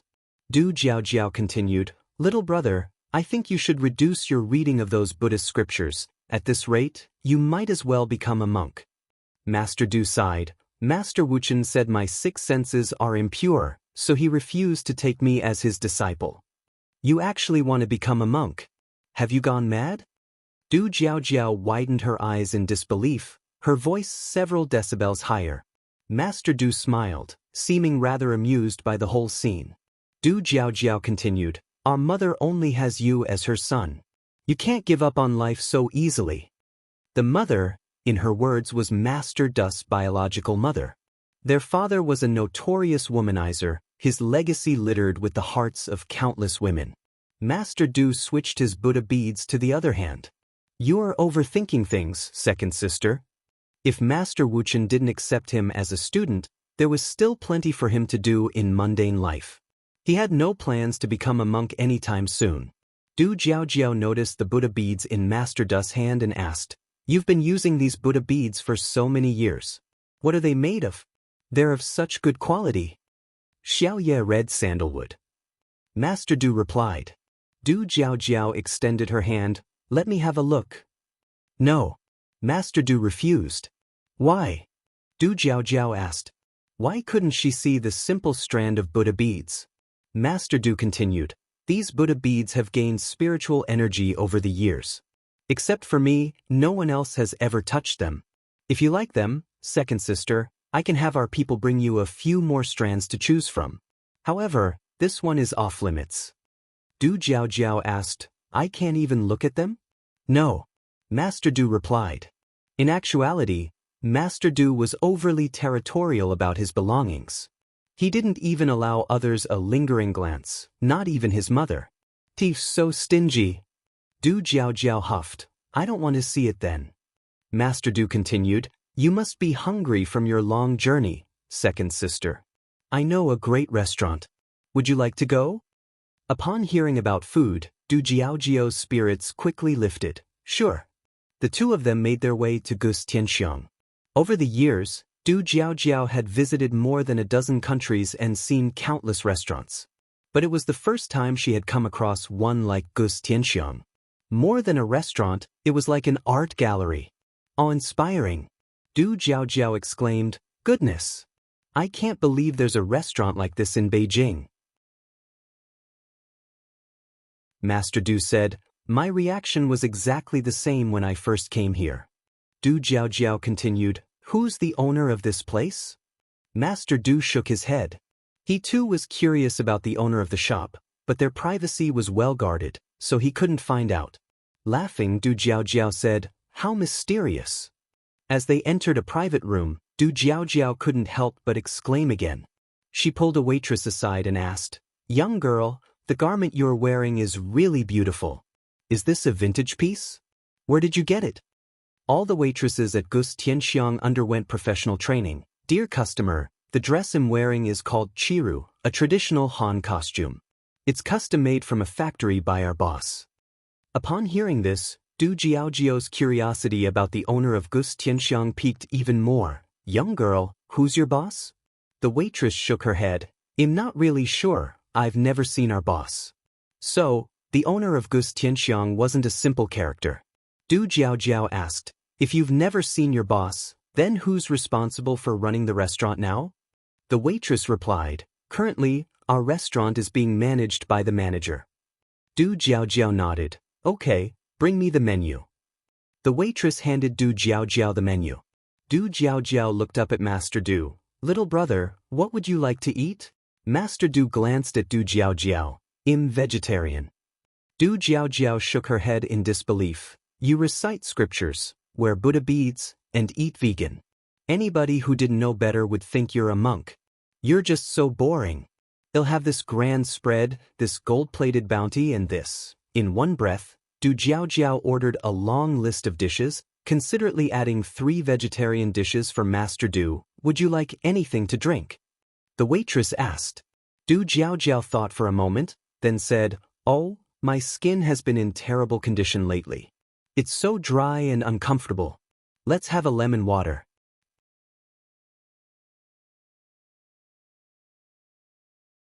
Chapter 792, So Unique. Found the real lifesaver. _3. In reality, women of this era seldom knew the hydrating effects of lemon water, but Du Jiaojiao was different. She was a modern lady, educated in the West, and knew quite a few things. All right. The waiter nodded. Then, Du Jiaojiao turned to Du Yi. What do you want to drink? West Lake Longjing tea will do. Du Yi's tone was indifferent. Du Yi never bothered with miscellaneous things, he rarely drank even plain water. The only beverage he drank was tea. Boring. When the dishes were served, Du Jiaojiao was again filled with surprise. Oh my God! This had to be the tastiest restaurant she had ever tried. Even a glass of lemon water was so refreshing, so unique. Yang stayed at her master's house for the entire afternoon and only returned home around 7 p.m. Today was Saturday, and as usual, Yang had to visit the Shangguan family. Saturday and Sunday were the days she usually spent with the old lady Shangguan. At the trash bin by the entrance, Yang found a large bouquet of bright red roses. Perhaps total to 99 roses. This must have been given to Shangguan Furong by some admirer. Even though Shangguan Furong was over 30, she kept herself extremely well preserved. She was already beautiful to begin with, so she was never short of suitors. Sister Yang. As soon as Yang stepped into the house, Zhao Zijuan and Zhao Ziqing, the two sisters, came rushing out. Shangguan Furong wasn't always at the Shangguan family. She only came back on weekends. She spent Saturdays at the Shangguan family, and on Sundays she would take the children to the Zhao family to visit the old lady Zhao. Even though she was divorced, old lady Zhao was still the grandmother of the two children. Zhao Zijuan and Zhao Ziqing really liked their cousin, Yang. Zijuan, Ziqing. Yang took out the candies she had prepared from her bag. The candies were shaped like little pigs, extremely cute, almost making one reluctant to eat them. Thank you, Sister Yang. Zhao Zijuan and Zhao Ziqing said, politely thanking her. Yang patted their little heads. Go and play. Let's go find Sister and play. The two ran inside. Yan is back. Shangguan she came out from inside. Sister Xiaoxi. Yang stretched out her hand and hugged Shangguan Shi. Shangguan Shi and Shangguan Su also came back once a week, usually living in their own home. Yan were having dumplings tonight. What filling do you want? Shangguan Furong walked out of the kitchen wearing an apron and looked at Yang with a smile. Shangguan Furong had changed a lot. The old her would never have done any housework, but now she even made dumplings. Her long hair had been cut short to ear length, making her look very energetic. It was like she had turned into a new person. Yang laughed and said, Auntie is back, I want dumplings with pure pork filling. Yang loved dumplings with pure pork filling. Of course, she would occasionally eat dumplings with other fillings too. The same went for buns. Shangguan Furong nodded, all right. Yang put her bag on the sofa, it'll help you guys make the dumplings. Me too. Shangguan she tucked Yang's arm under hers. The two went to the kitchen where everyone was making dumplings, including Shangguan Su. Even though Shangguan Su was a man, he made very beautiful dumplings. Shangguan she noticed that all the dumplings Shangguan Su made had a pork filling. He kept his head down and was very focused, giving off a warm aura under the light. Shangguan she thought that whoever married her brother would be very happy in their future. Old lady Shangguan was surrounded by everyone and was very happy. She was truly very happy. She was truly delighted that the Shangguan family had arrived at where they were today, with such sensible and adorable children around them. Zheng Lingling was very angry. The more she thought about it, the more she couldn't accept it.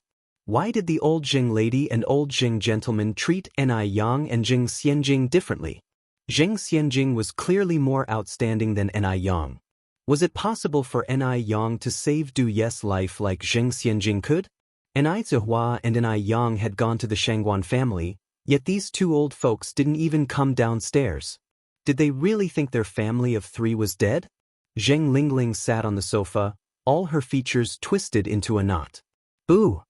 At this moment, a figure jumped out from behind, giving Zheng Lingling a big fright. You crazy! Zheng Lingling was about to curse crazy woman, but suddenly remembered that the old Jing lady and old Jing gentleman were at home. She immediately swallowed the words and pasted a strained smile on her face. Aunt Suyu, what are you doing? Haha, you're a ghost.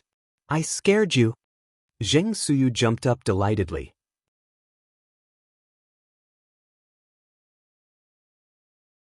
Chapter 793. So unique. Found the real lifesaver. _4. Zheng continued, Aunt Suyu, please stop causing a ruckus and go get some rest. Don't kill me. I don't know anything. Zheng Suyu suddenly became frightened. She sat on the ground, kicking in front. Go away. The ghost is so terrifying. Sister, come save me. I can't see. I don't know. Zheng Lingling looked at Zheng Suyu, narrowing her eyes slightly. This madwoman only knows how to blather nonsense. Auntie, are you okay? He'll help you back to rest.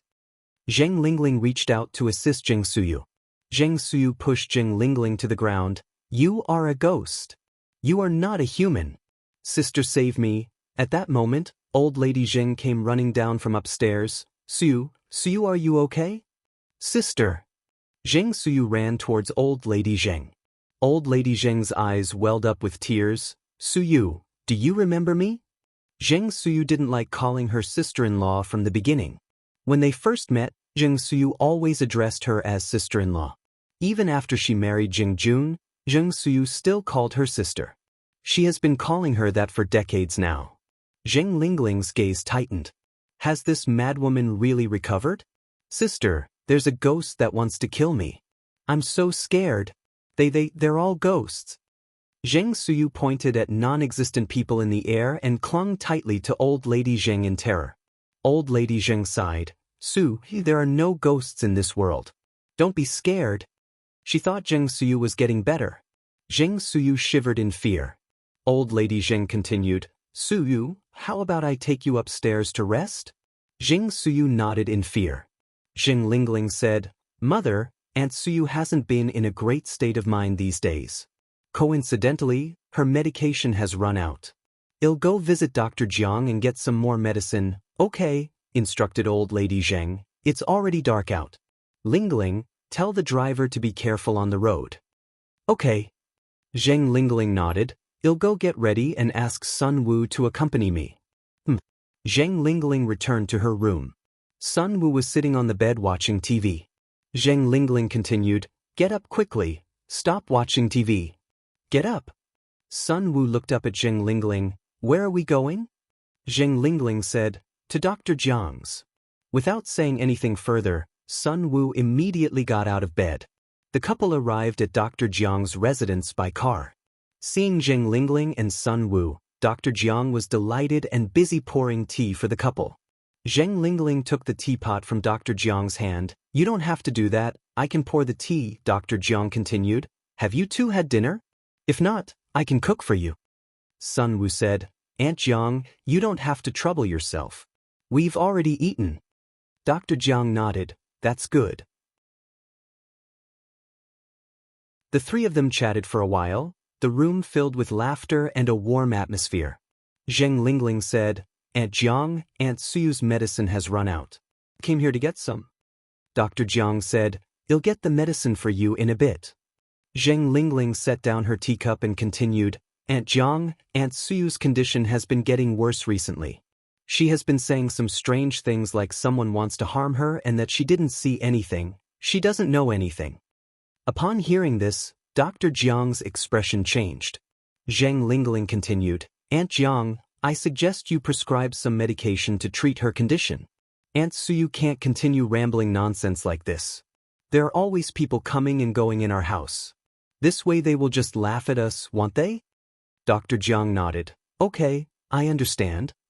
After discussing Zheng Suyu's condition, Zheng Lingling began talking about the Zheng family situation.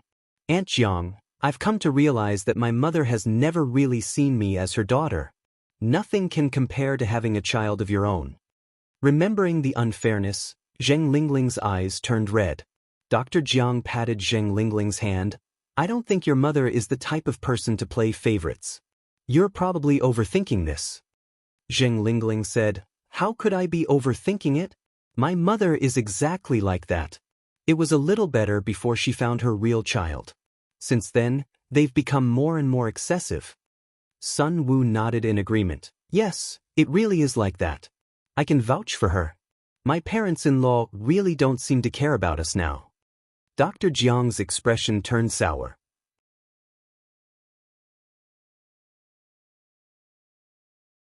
Chapter 794. So unique. Found the real lifesaver. _5. How had the old lady of the Zheng family promised to take care of Lingling when she brought her to her side? She had said that she would cherish Lingling and treat her as her own daughter. How many years had passed since then? Human hearts. Really impossible to examine. Dr. Jiang looked up at Lingling. Your niece and Aiyang also has medical skills. Lingling was startled. How did you know? She hadn't paid much attention. Dr. Jiang explained. When I met her last time, I smelled a faint scent of Chinese medicine on her and saw that she was carrying a bag for acupuncture needles. Why would an ordinary person carry needles for acupuncture?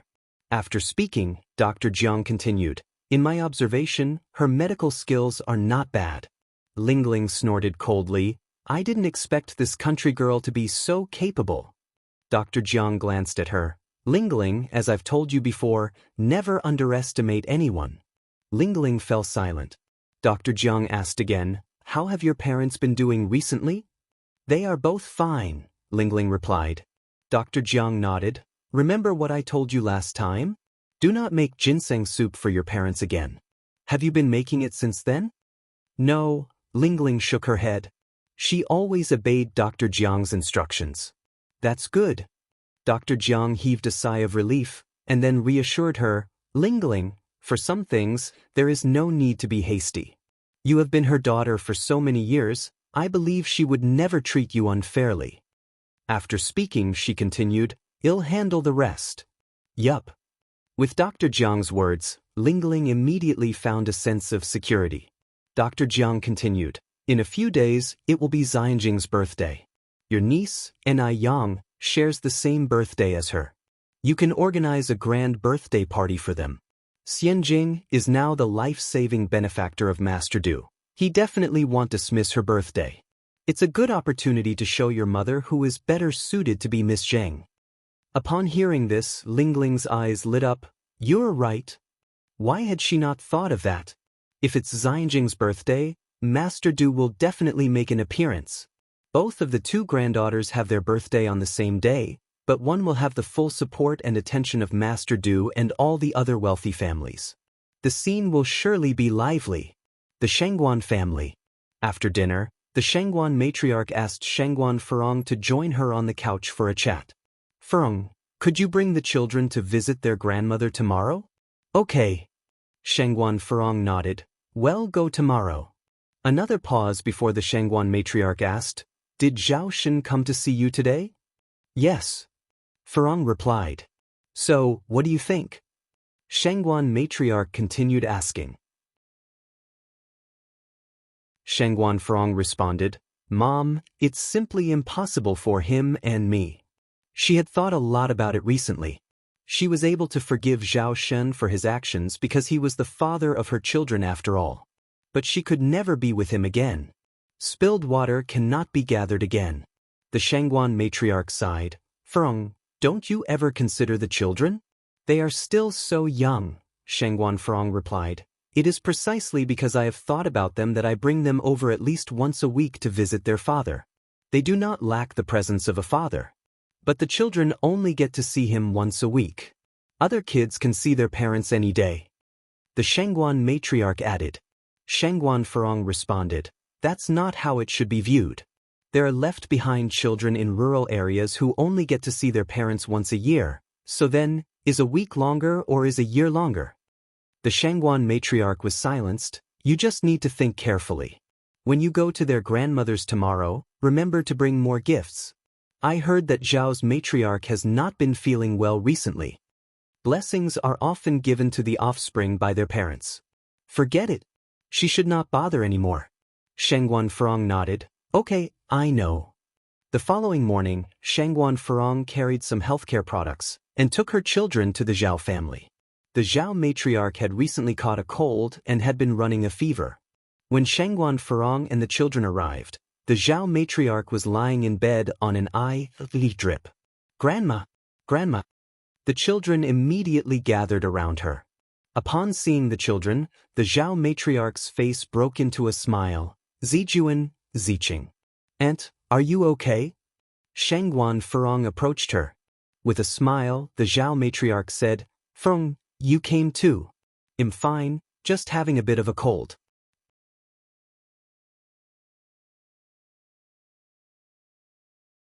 Chapter 795. So unique.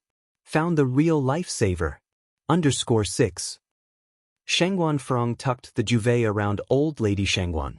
"You need to take care of yourself." Old lady Zhao nodded. "Yes, I know." Just then, Zhao Shen walked in from outside. "Furong, you're here?" Shangguan Furong nodded. The children were thrilled to see Zhao Shen. "Dad!" Even though Zhao Ziqing and Zhao Zijuan were quite grown up, Zhao Shen still picked up one of them. "Zijuan, Ziqing, have you missed Dad?" "Yes." Zhao Zijuan and Zhao Ziqing nodded. Shangguan Furong watched the scene unfold, a smile tugging at her lips. Being apart for a while actually felt good. Zhao Shen had never been so affectionate with the children before. Because old lady Zhao's health was failing, Shangguan Furong decided to leave one of the children with the Zhao family to keep her company. After all, one shouldn't be too selfish. Having witnessed what happened with Lin Fong, she believed that the Zhao family wouldn't repeat the same mistake. She herself would visit once a week. "Which of you would like to stay with Grandma?" Shangguan Furong squatted before the two children, asking. "I will." Zhao Zijuan stepped forward. "Mom, I want to stay with Grandma." "All right," Shangguan Furong nodded, patting Zhao Zijuan's head. "Then you need to listen to Grandma, okay? Mom will come back to see you once a week." "Yes, Mom, I know." Zhao Zijuan nodded sensibly. Tears streamed down old lady Zhao's face as she lay in her hospital bed, moved by their actions. That evening, Zhao Shen walked out with Zhao Zijuan to see off Shangguan Furong and Zhao Ziqing. "Furong, thank you." Shangguan Furong replied, "You don't need to thank me. Zijuan isn't just my child. However, let me be clear. If you repeat your mistakes, you won't see your children ever again." She would take the children far away. "It will never happen again. You have my word." Zhao Shen promised. Shangguan Furong continued, "Remember those words. All right, no need for goodbyes, you better go back. Ziqing, say goodbye to your father and brother."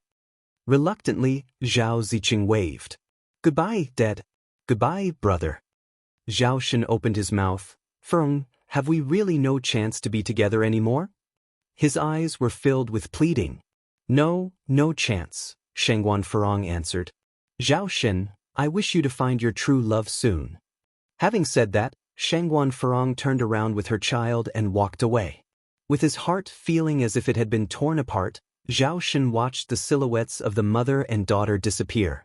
The pain was real. They were once a happy family of 4, now, they were going their separate ways. Deming Villa. Wang Ziki, soaked in sweat, ran into Grandpa Du's study room. "Grandpa Du! Grandpa Du!" Grandpa Du put down his Buddhist scripture. "What is it?"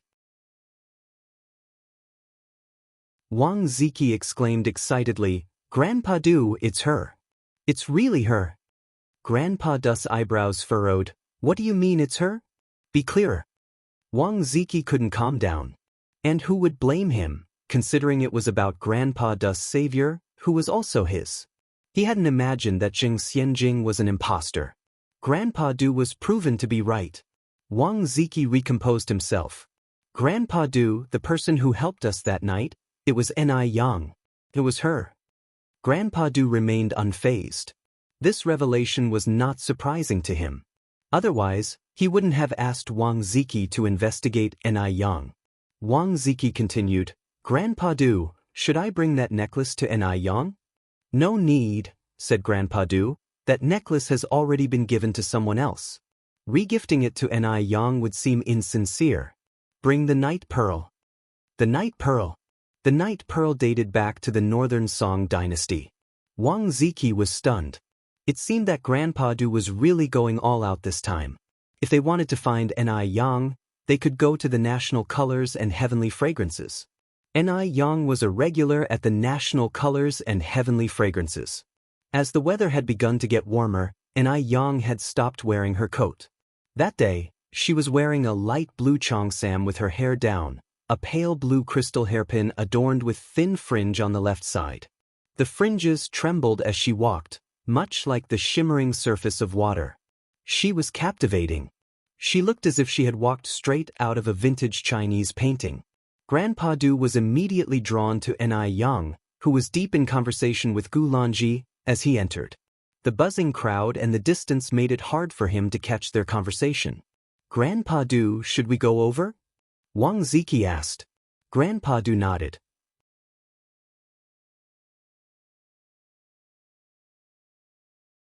Chapter 796, So Unique.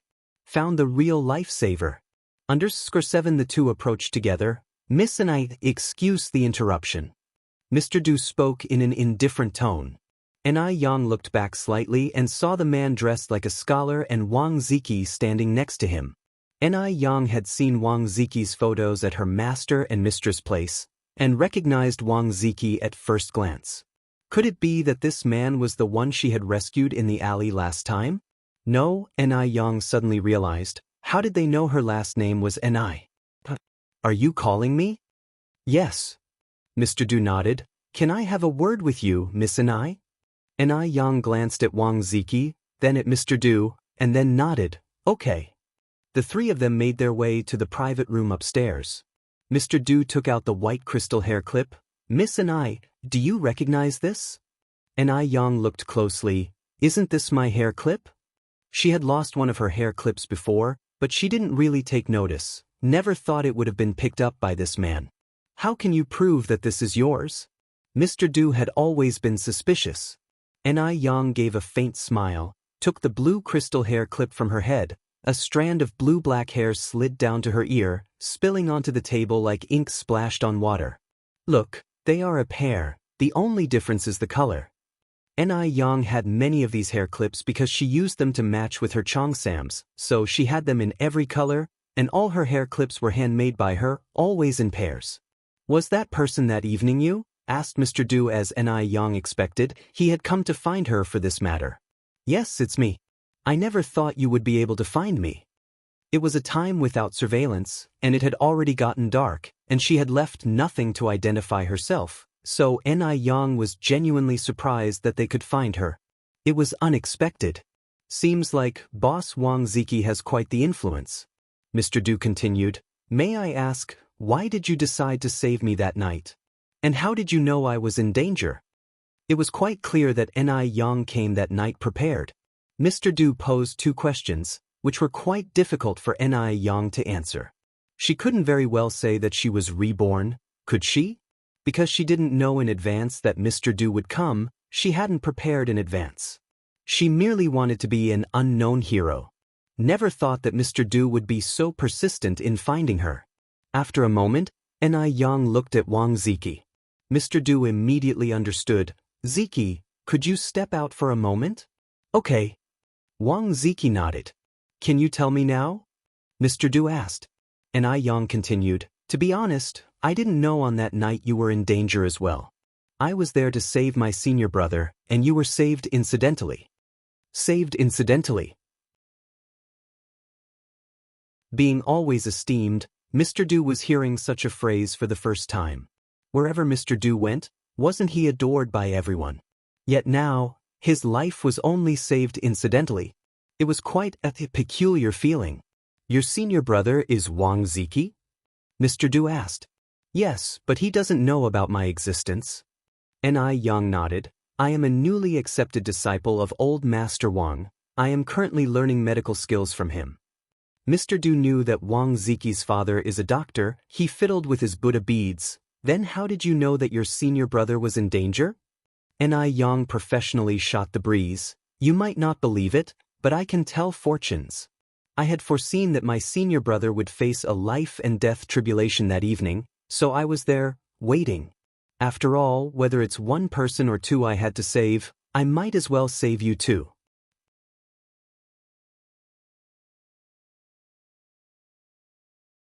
Chapter 797, Face Slapping at the Birthday Banquet.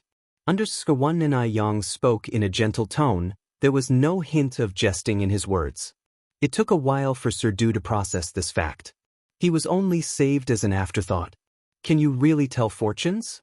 Sir Du asked again. Yes. Yang affirmed with a serious nod.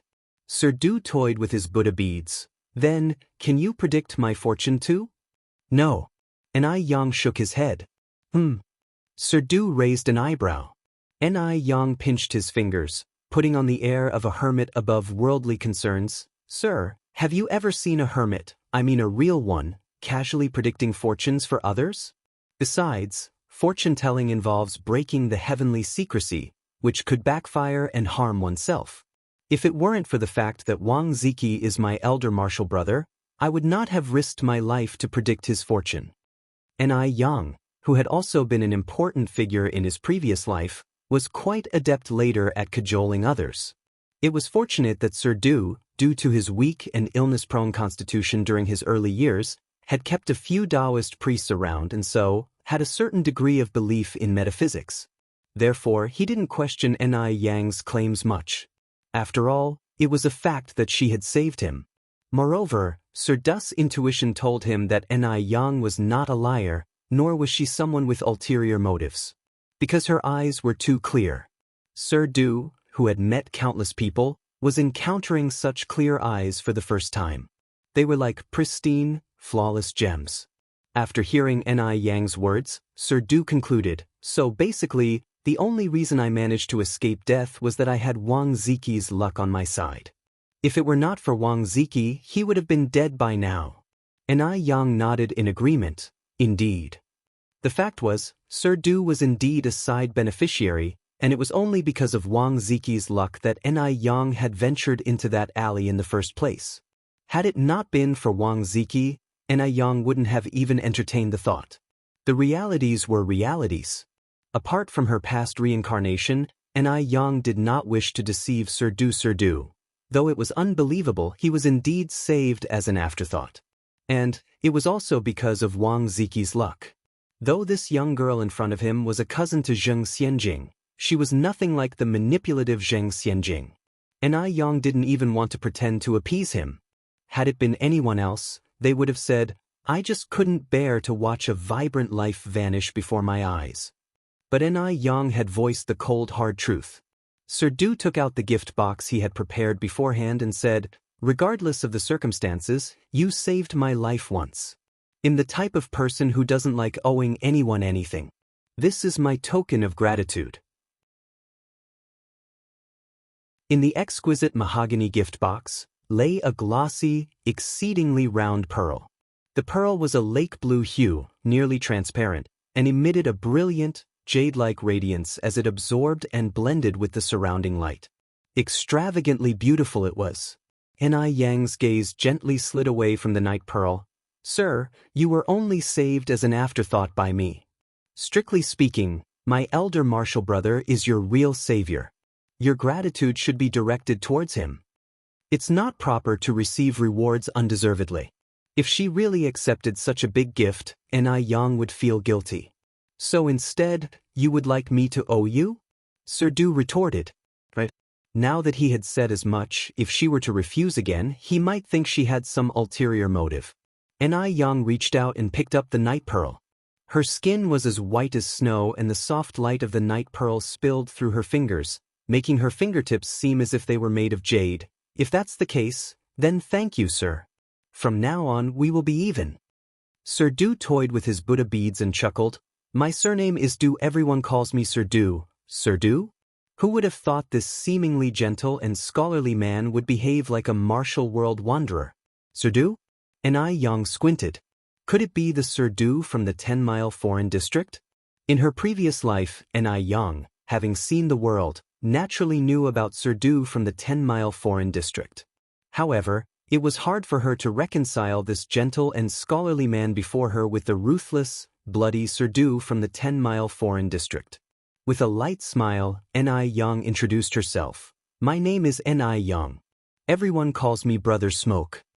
Actually, Ni Yang wanted to introduce herself as Sir Smoke, but Brother Smoke sounded better. Sir Du responded, Mississippi and I don't joke around. With the night pearl in her hand, Ni Yang retorted seriously, Mr. Du, I am not joking.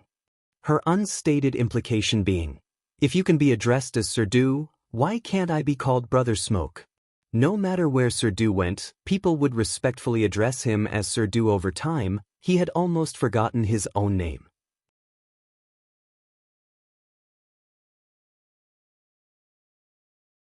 Chapter 798, Face Slapping at the Birthday Banquet. _2. This was the first time he had been mocked by a young girl, who insisted he call her Brother Yang. Ni Yang was toying with the night pearl in her hand, and then said, Mr. Du, I will take the pearl. You may excuse me, I have some obligations. Mr. Du stood up to bid her farewell. As she crossed through the beaded curtain, Ni Yang seemed to suddenly remember something. She glanced back at Mr. Du. By the way, Mr. Du, my senior was part of your rescue team. I hope you remember to thank him as well. The glinting crystal beads reflected on her distinct features, creating a hazy beauty sprinkled with an aura of mystery. Mr. Du nodded slightly. He partook the beaded curtain and the visage before him became clear. Of course, he said. Ni Yang gave a nod and turned to leave. Wang Ziki was waiting outside the door when it suddenly opened, and Ni Yang emerged. Miss Ni, Wang Ziki said respectfully. Ni Yang looked at Wang Ziki, and suddenly seemed to realize something. She said with surprise, You're a Wang, aren't you? Yes. Wang Ziki nodded. Ni Yang continued, So, Mr. Wang Yu is your father, right? Wang Ziki was surprised. Miss Ni, you know my father? Ni Yang replied, Brother, I am your father's newest student. I have seen your picture at my master's place. Wang Ziki did not expect Ni Yang to be his father's student. Are you really my father's new student? An excited Wang Ziki asked. How are my parents doing? Are they well? He had been away from home for work for quite some time and was always concerned about them. Ni Yang nodded. Brother, our master and his wife miss you. When you have the time, remember to visit them. Wang Ziki scratched his head. I don't have any days off recently. In fact, Wang Ziki hadn't been home for almost 2 years. As Mr. Du's personal assistant, he needed to ensure Mr. Du's safety at all times, leaving him little freedom with his time. Ni Yang added, Brother, do not worry. Mr. Du is such a good and grateful person. There is no doubt that he, being such an exceptional leader, will grant you leave. When that time comes, make sure to visit the master and his wife. Mr. Du stood on the side smiling. This cheeky girl sure knows how to play her part. She already knew Wang Ziki was her senior and pretended to recognize him for the first time. She purposely praised him greatly in his presence with the intention of securing a few days off for Wang Ziki. If he didn't, wouldn't that mean he wasn't a good leader? An unconscious smile touched the corners of Mr. Du's mouth. Ni Yang's words had left the honest Wang Ziki at a loss for words. Miss and you rest assured. As soon as I have time off, I'll visit my parents. Ni Yang said with a smile, Brother, you don't have to be so formal with me, just call me junior sister. Calling such a beautiful woman a junior sister made Wang Ziki feel a bit shy. Junior sister. Ni Yang continued, Brother, I have to leave for now. Okay. Wang Ziki nodded. After Ni Yang left, Mr. Du turned to Wang Ziki. Ziki, come inside with me. Okay. Wang Ziki followed Mr. Du inside. Once inside the private room, Mr. Du said, Ziki, I've got some work to do in the next few days. So, I'll give you a leave of 10 days starting next week. Go home and visit your parents. The news of the sudden holidays took Wang Ziki by surprise. Really? Mr. Du nodded. Recalling someone's instructions, he added, Also, Ziki, thank you. Gratitude? Wang Ziki was utterly confused. Why on earth would Mr. Du thank him? What had he done to deserve Mr. Du's gratitude? He felt somewhat flustered. While Wang Ziki was still trying to comprehend the situation, Mr. Du continued, I've been feeling a bit unwell recently, And I heard that your father is a traditional Chinese medicine practitioner, is that right? Yes. My father is a very talented TCM doctor. Wang Ziki nodded and continued, Mr. Du, why don't you accompany me home? My father could examine you. Despite Wang Ziki's usual slow demeanor, he was surprisingly proactive when it mattered the most. Mr. Du nodded, that would hardly be any trouble, thank your father for me please. Scratching his head, Wang Ziki replied, not a problem at all. As they were already at the colors of the sky, they could not resist a fine feast.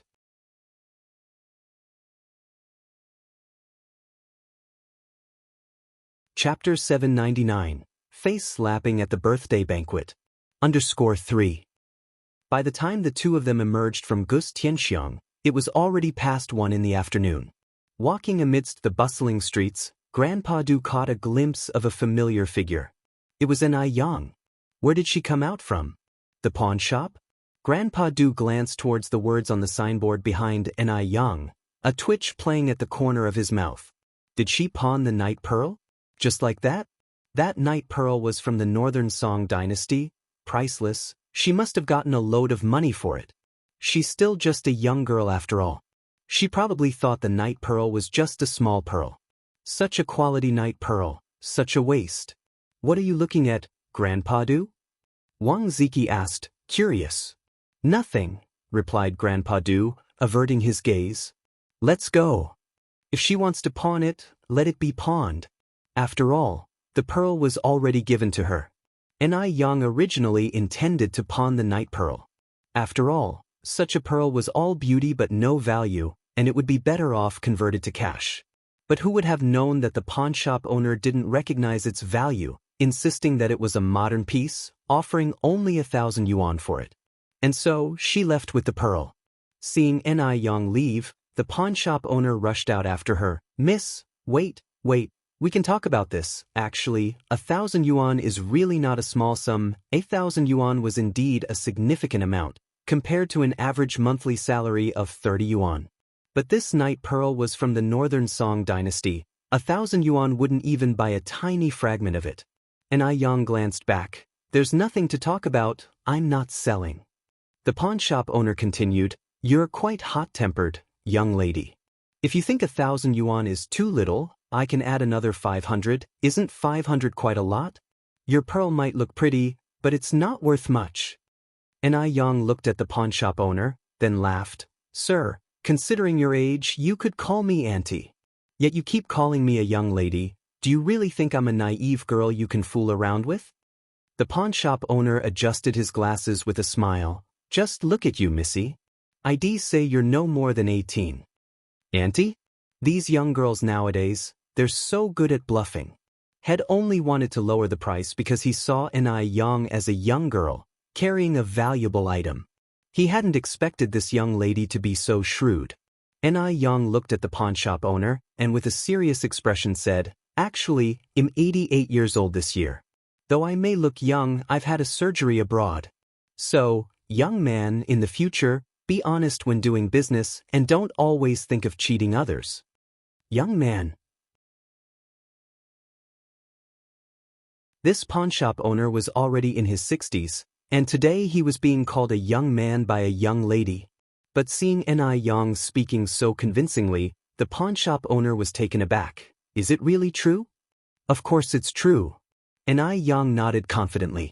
The owner of the pawnshop suddenly looked eager and flattered, supporting Enai Yang. Then, madam, please be careful when going down the stairs. I'm worried you might fall. By the way, could you tell me which hospital overseas you had your surgery at and maybe introduce me to it? Who wouldn't want to have a surgery that could make them look younger? Enai Yang replied, Sorry, but they don't accept dishonest young people like you. The pawnshop owner, having said her piece, Enai Yang turned around and left. Seeing the two of them leave, a stylishly dressed woman on the side burst out laughing. These Beijing girls are so funny. Having finished laughing, she turned to her assistant. By the way, has my third brother found his savior yet? That's right. This stylish woman is Du Jiaojiao. It seems they've found her, the assistant replied. Then let's get back quickly and see, said Du Jiaojiao. When Du Jiaojiao returned to Deming Xian, Grandpa Du was already back. He was sitting in his study room lighting incense, reading Buddhist scriptures. I heard that you found her. Du Jiaojiao strolled in, pouring herself a cup of tea. Grandpa Du responded without lifting his gaze. So what's she like, this girl? Jiao Jiao asked curiously. Talking about this girl, it seemed that Grandpa Du had a lot to say. He put down his scripture and began to recount the events. After listening to the story, Du Jiaojiao laughed till tears filled her eyes. My goodness! Who would have thought there would come a day when your life, Grandpa Du, would be worth so little that someone saved it as an afterthought? So, any particular thoughts?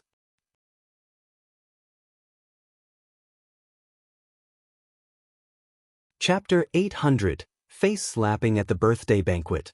_4.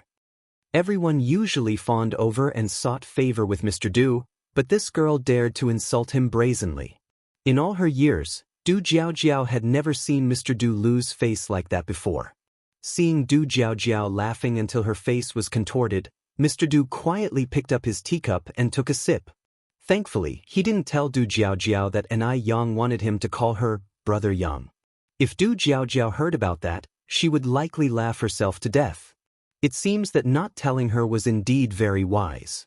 After a full 5 minutes of laughter, Du Jiaojiao finally suppressed her giggles.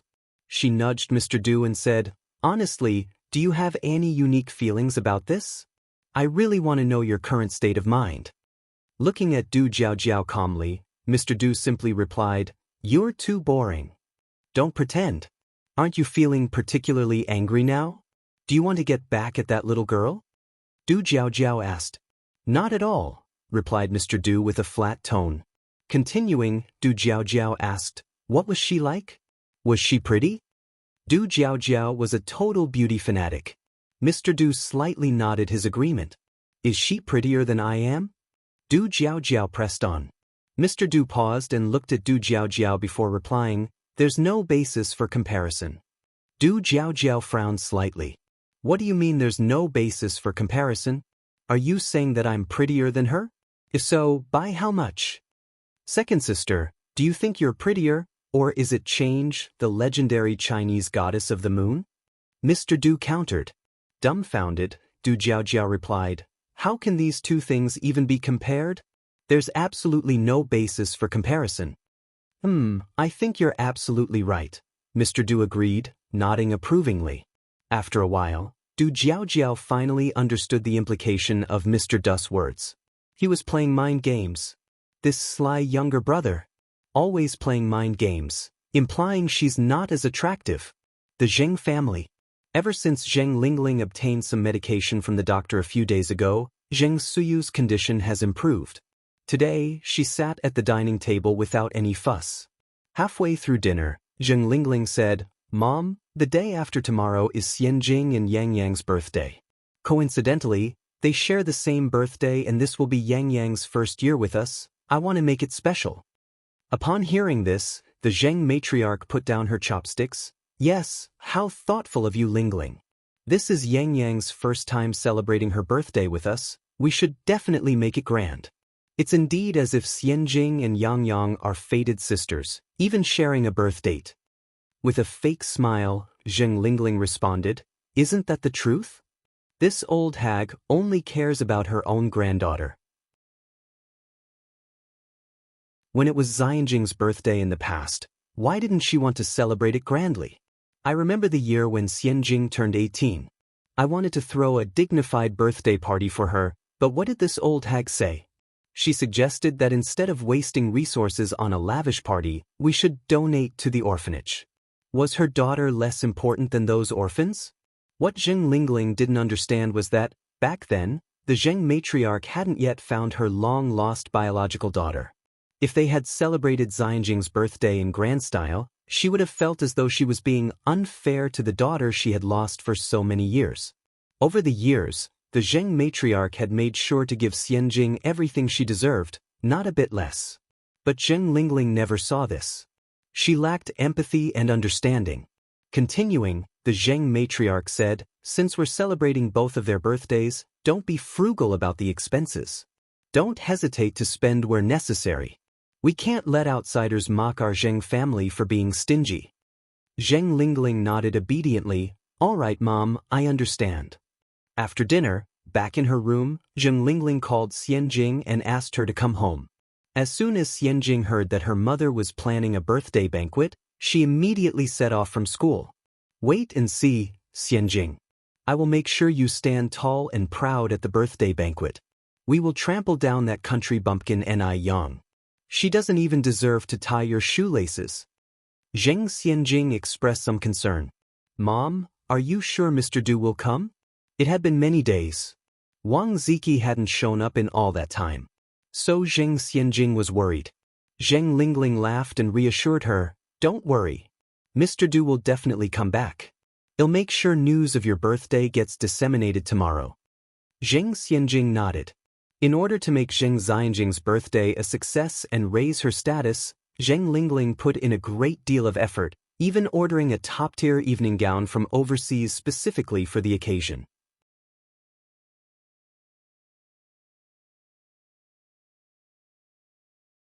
Chapter 801. A Slap in the Face at the Birthday Party. _5.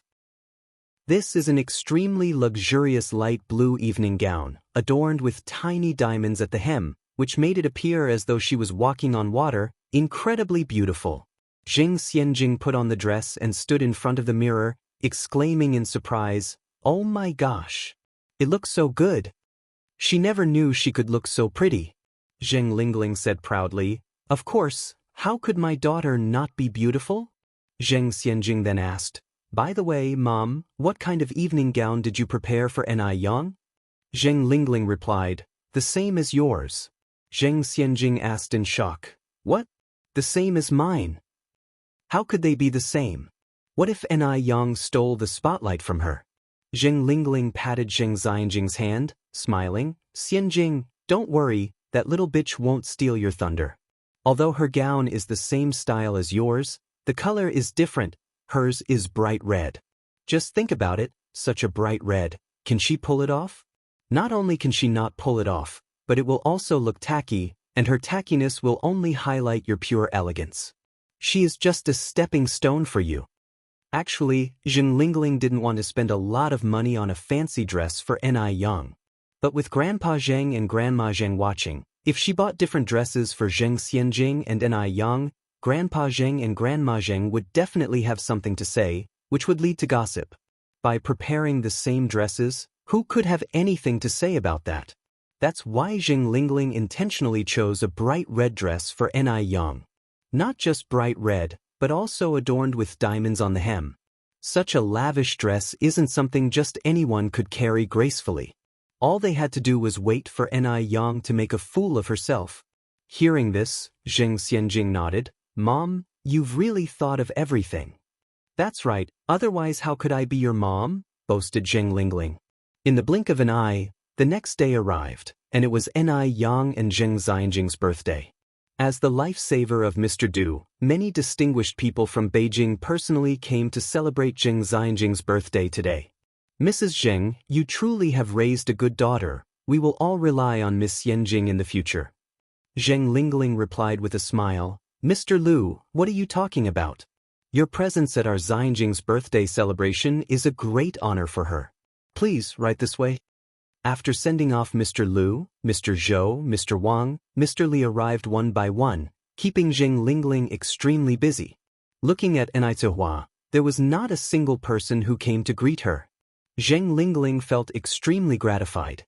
Actually, Enai was not paying attention to these things. She was busy chatting with Enai Chengge.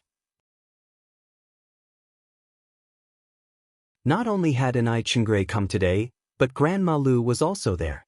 Grandma Lu, Grandma Zheng, Grandma Shangguan, and Grandma Mo were all quite compatible, and at this moment, the four old ladies were chatting together, only missing a mahjong set.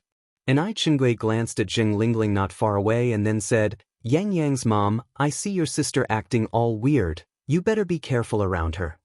Enai Cuehua nodded, "Yeah, I know. Don't worry, she can't bully me." She was no longer the person she used to be. "That's good," Enai Chengge continued. "By the way, where is Yang Yang?" She's the star today, how come I haven't seen her come out yet? And Hua smiled. She's upstairs changing into a dress. Sister Lingling bought her an evening gown from abroad. Oh, and Chengui nodded, turned his head, and looked at Shangguan Dehui not far away playing with little Ni Yun, and said with a smile, Yang Yang's mom, you really found a good man. Look how well your husband treats little Yun Yun. And Hua smiled sweetly. Shangguan Dehui truly was a good husband and a great father. Many times, Hua felt very fortunate. And Chengui continued, also, Xiaoxiu and Xiaoxi, those two kids are also very good. Yang Yang's mom, you are truly blessed.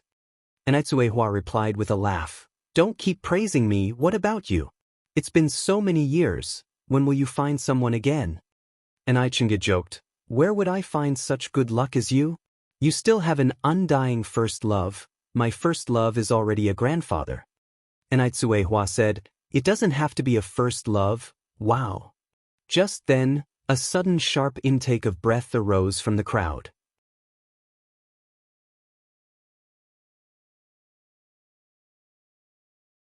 Chapter 802. A slap in the face at the birthday party. _6. My God. She's so beautiful. And Hua and Chengui turned their heads simultaneously, only to see Xianxia, clad in a pale blue luxurious gown, gracefully descending the staircase.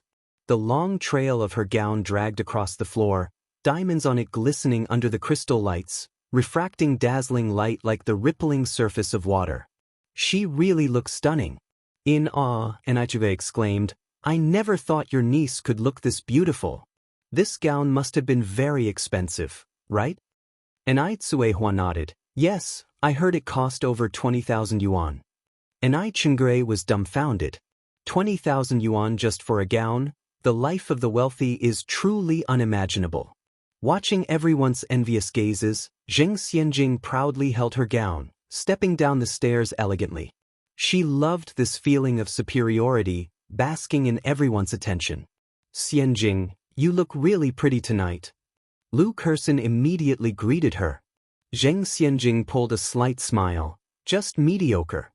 Another wealthy girl approached. What do you mean, mediocre? You look like a fairy descended from heaven. I think even fairies aren't as pretty as Xianxia. Listening to everyone's flattery, a proud smile enveloped Xianxia's face, impossible to hide. Just then, Lu Kerson suddenly froze, staring at the staircase. Then another wealthy girl also froze. A collective gasp echoed through the air. Xianxia frowned slightly, wondering what they were looking at. She turned around to follow everyone's gaze. Upon turning, Xianxia also froze. There, coming down the stairs, was a woman in red.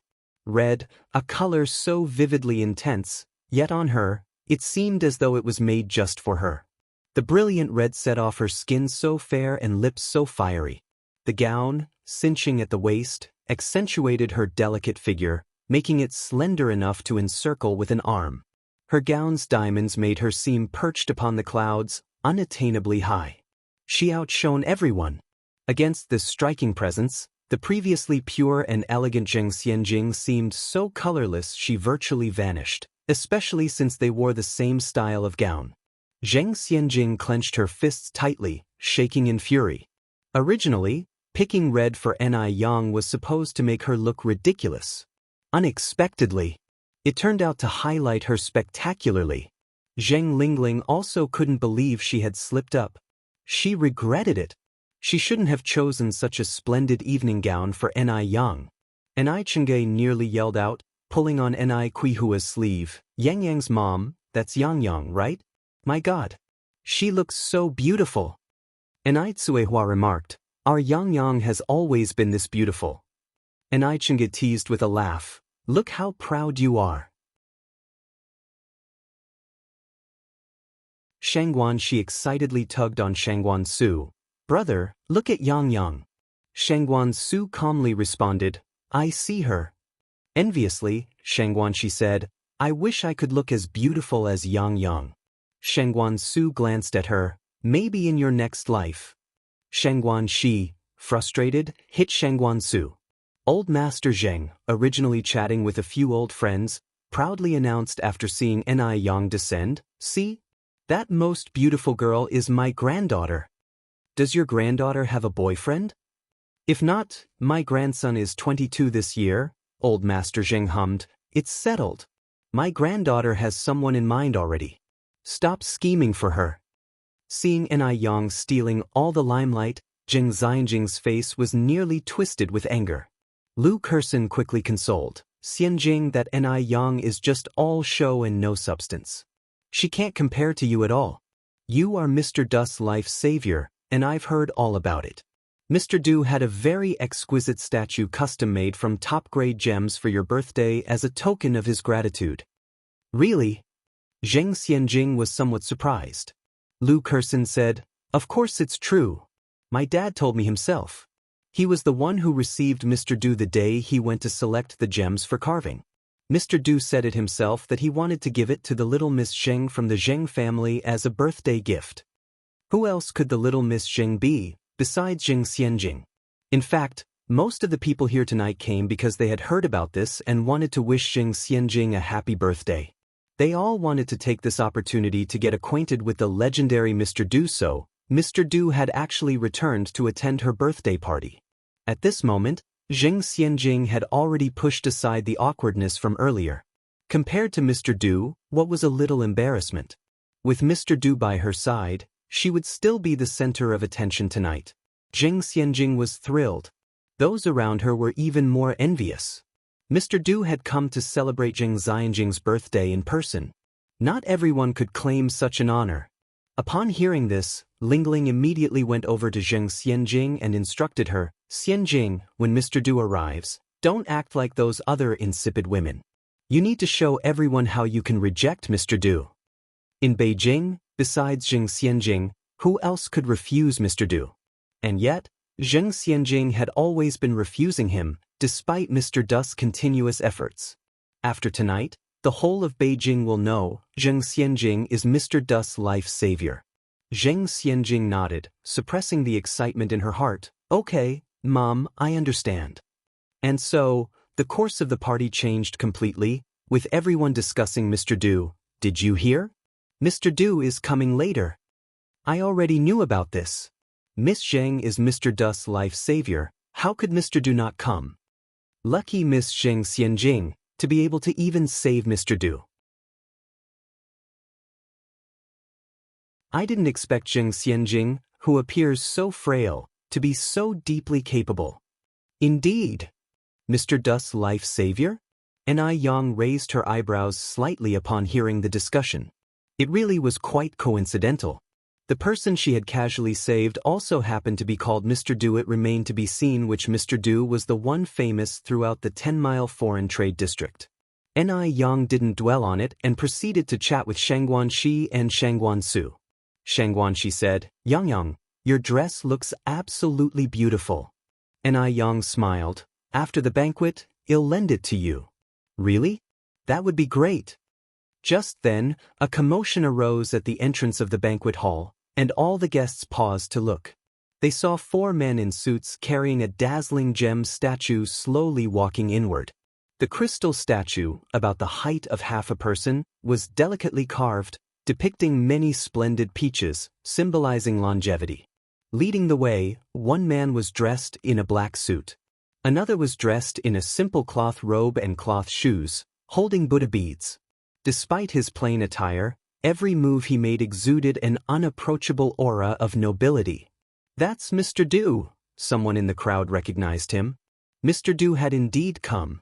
Zheng Xianjing didn't know Mr. Du, but she recognized Wang Ziki, Mr. Du's assistant.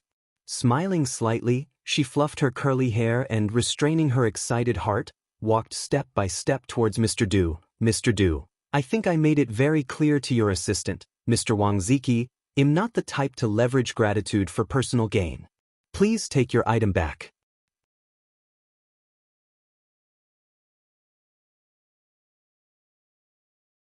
Chapter 803, Bully Zheng Xianjing. Ugly behavior. Zheng Xianjing spoke with extreme confidence.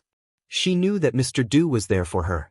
With so many people at today's birthday banquet, Who else could share such glory? Yet, she wanted to be the most unique among them. She intended to refuse Mr. Du and make him fall for her exclusiveness. Zheng Xianjing's words indeed surprised everyone in the banquet hall. My God! No one expected that Zheng Xianjing would actually refuse Mr. Du. Zheng Xianjing enjoyed the stunned looks from everyone, stood up straight, and confidently faced Mr. Du. Just then, Wang Ziki, dressed in a suit, stepped forward. Excuse me. Miss Zheng, Mr. Du isn't here for you. Is Miss Anai Yenyang here? What? Zheng Xianjing doubted she was hearing things. She was the one who had saved Mr. Du's life. What did Mr. Du want with Anai Yang? Expressions of surprise showed on the faces of others as well. It seemed Zheng Xianjing was just being delusional. This was going to be an interesting scene. A VIP arrived at the banquet hall, and Mr. Zheng, the host, couldn't neglect his duties. He immediately approached. Is this Mr. Du? I am Yang Yang's grandfather. May I ask what brings the two of you here for my granddaughter? Wang Ziki bowed slightly. Mr. Zheng, this is Mr. Du. We have specifically come to celebrate Miss Anai Yang's birthday. They came for Anai Yang's birthday. They had come to celebrate Anai Yang's birthday?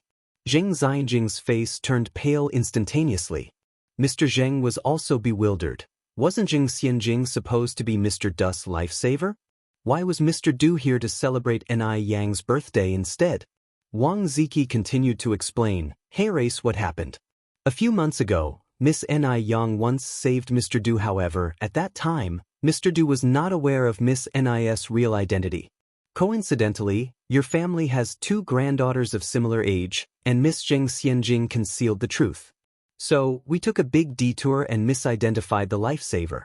In reality, it was Miss Anai Yang who actually saved Mr. Du. As soon as he spoke, the place went silent immediately.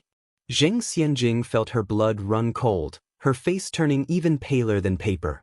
But why did it turn out like this? She was the one who had saved Mr. Du. How could it be Anai Yang? The glares from the crowd felt like knives, one after the other slicing through her. Wang Ziki's words were tactfully spoken, implying that Zheng Xianjing was essentially a fraud. So she's just a fraud. A fraud dares to play hard to get with Mr. Du? She thought Mr. Du would fancy her? Delusional. TSKC, to dare impersonate Mr. Du's lifesaver, that's simply shameless. Someone in the crowd uttered these words. Embarrassment, humiliation, and awkwardness, all these emotions intertwined, and Zheng Xianjing could hardly stand still as cold sweat formed layers on her back. She wished she could just disappear into a crack in the floor. She felt like a complete clown, subject to everyone's criticism and ridicule. This also put Mr. Zheng in an awkward position.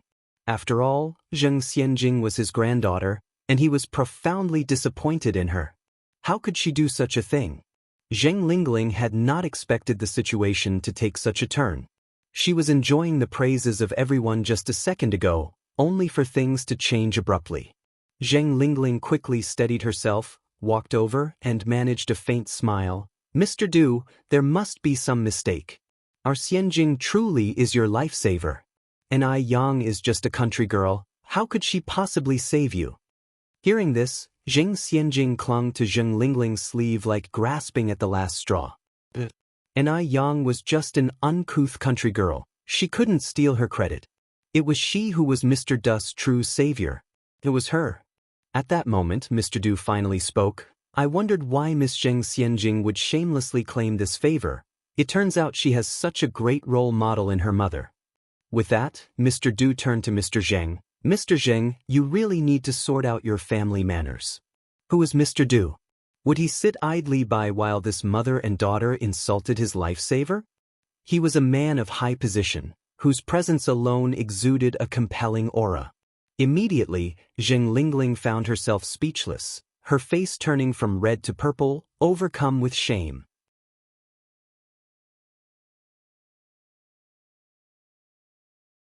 Chapter 804. Bully Zheng Xianjing, Unsightly Manners _ She knew Zheng Xianjing wasn't the savior of Master Du, but she never imagined that the person who saved Master Du would be Anai Yang. That country bumpkin Anai Yang, what qualifies her? Previously, I must have been blind not to see the gem in front of me. Turns out, the real Miss Zheng is the one who saved Master Du's life. These two mother and daughter are shameless. At this point, they're still desperately struggling? Do they really think Master Du is a fool? That he can't recognize his own lifesaver? Master Zheng's face flashed a shade of embarrassment. You're right. My apologies for this farce. Please come inside, Yang is in there. While speaking, he motioned to the servants beside him, hurry and take Madam and the young miss back to their room to rest. Under these circumstances, if Zheng Lingling and Zheng Xianjing continued to stay at the banquet, it would be utterly humiliating. Just a moment ago, the mother-daughter duo Zheng Lingling and Zheng Xianjing were the center of attention, and now, they had become the laughingstock. As she passed by Yang, Zheng Xianjing's eyes were filled with nothing but hate and jealousy. What makes Yang so special? Why should she take credit for what I did? Zheng Xianjing wished she could rush up and tear Yang's face apart, but she managed to hold herself back. She had already been humiliated once. She couldn't allow it to happen a second time. Just wait. She will definitely have her revenge for today's events. Zheng Xianjing's face was deathly pale as she followed Zheng Lingling back to their room. However, the whispers behind her hadn't stopped. Especially those who had been looked down upon by Zheng Xianjing, they were now laughing until tears nearly flooded their eyes. I have to go back and tell Siyu the good news. She'll be so happy when she hears it. Who is Zhang Siyu?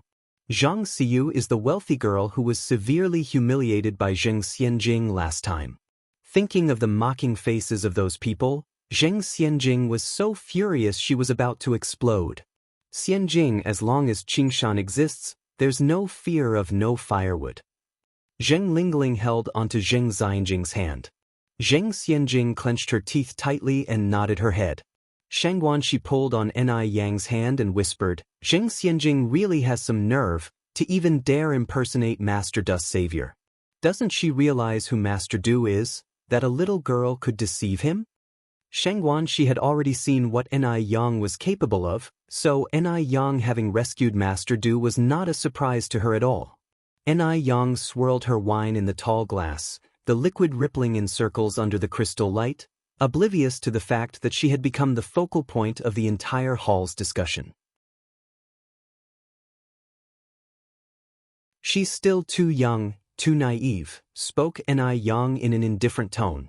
Shangguan she looked at Yang in surprise. Yang, if I remember correctly, you're actually 2 years younger than Zheng Xianjing, aren't you?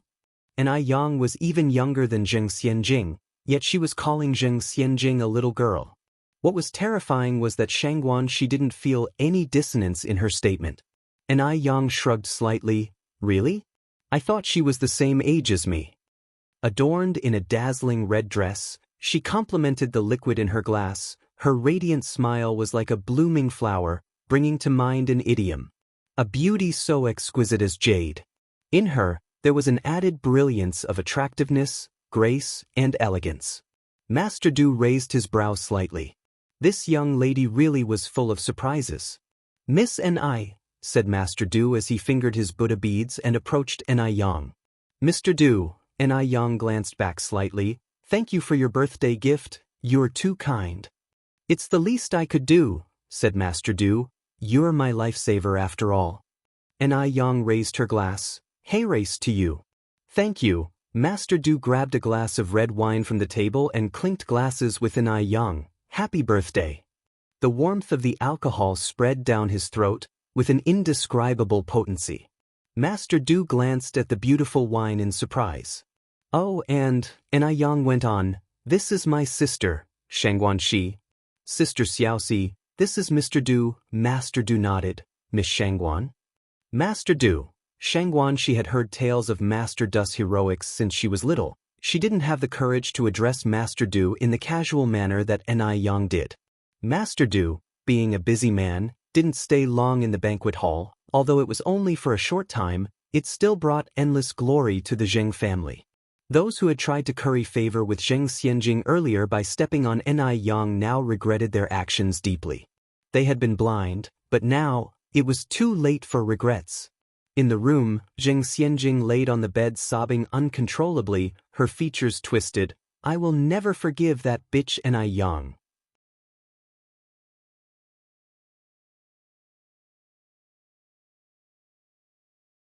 Chapter 805.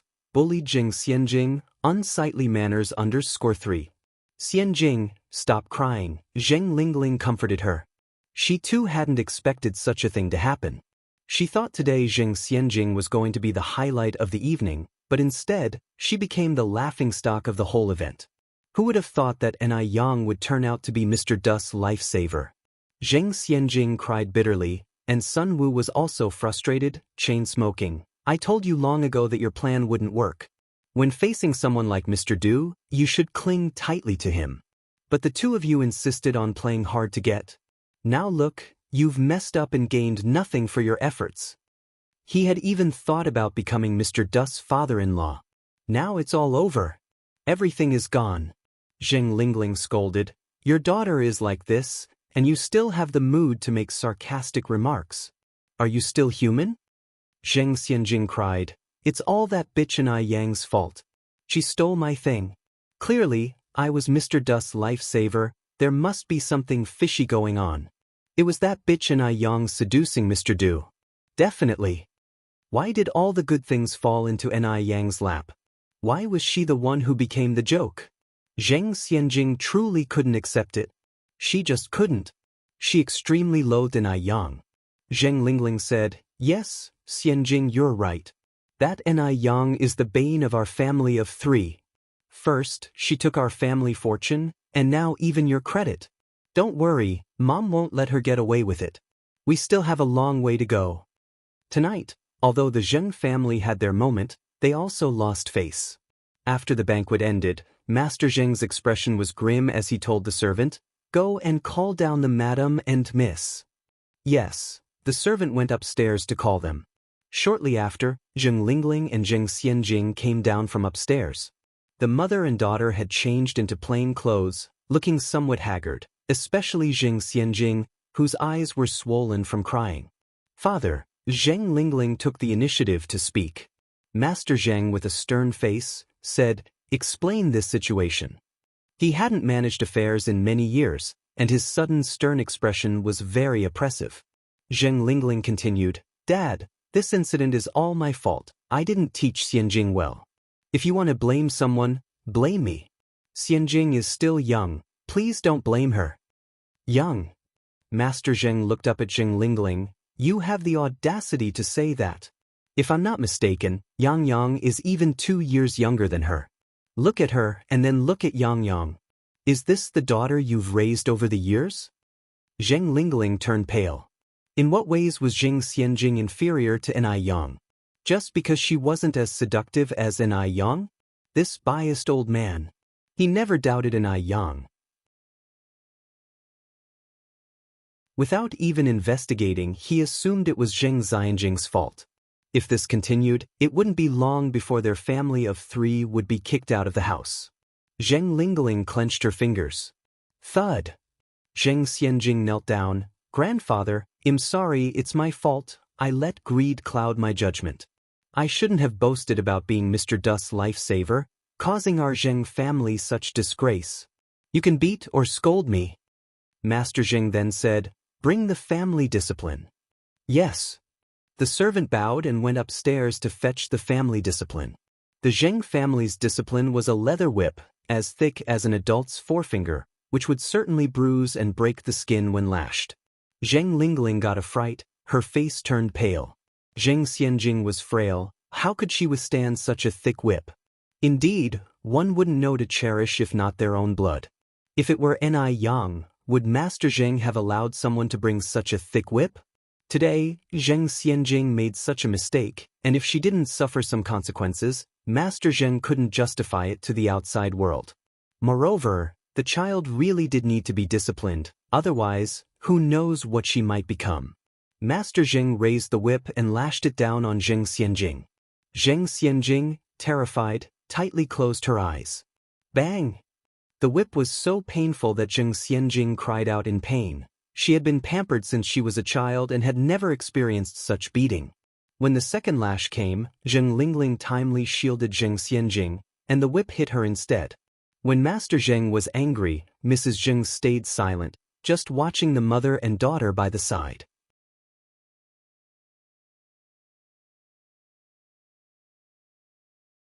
Chapter 806. Bully Zheng Xianjing, Unsightly Manners Underscore. Between these two women, one was raised by her own hands. The other she watched grow up from childhood. At this moment, old Madame Zheng looked somewhat distressed and raised her hand to hold old Master Zheng's hand. Since the child already knows her mistake, let's forgive her this time. Zheng Lingling quickly said, "Daddy, Xianjing knows she was wrong, please spare Xianjing this once." Old Master Zheng threw down the whip. "Remember not to make the same mistake again." No matter what, Zheng Xianjing was still his granddaughter, and actually, old Master Zheng felt somewhat reluctant to punish her. "Thank you, Dad, thank you, Dad." Zheng Lingling went on, "Xianjing, quickly thank Grandpa." "Thank you, Grandpa." Old Master Zheng let out a sigh. "A prodigal who returns is more precious than gold, get up now." Old Madame Zheng immediately helped the mother and daughter up from the ground. The old woman felt sorry for her daughter and granddaughter, but she ignored the malicious hatred to the extreme in the depths of Zheng Xianjing's eyes.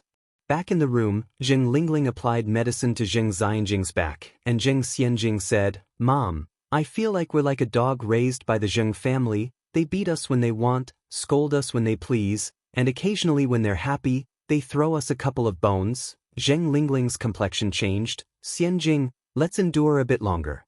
They had both endured for so many years. What did this moment of suffering matter to them? The next morning, Zheng Xianjing seemed like a different person, her face no longer bearing the previous arrogance. Even her clothing was not as bright as before.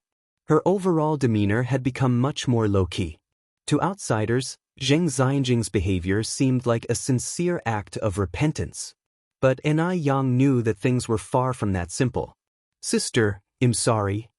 Zheng Xianjing called out to Anai Yang's retreating figure and offered an apology. Anai Yang smiled faintly. "It's okay." Since someone was willing to act, she would accompany her in the act. She loved to act the most. Zheng Xianjing then asked, "Sister, you're not mad at me anymore?" Anai Yang took Zheng Xianjing's hand, the corners of her mouth curving into shallow dimples. "To err is human. As a sister, how could I blame you?" Zheng Xianjing's mouth curled into a sneer.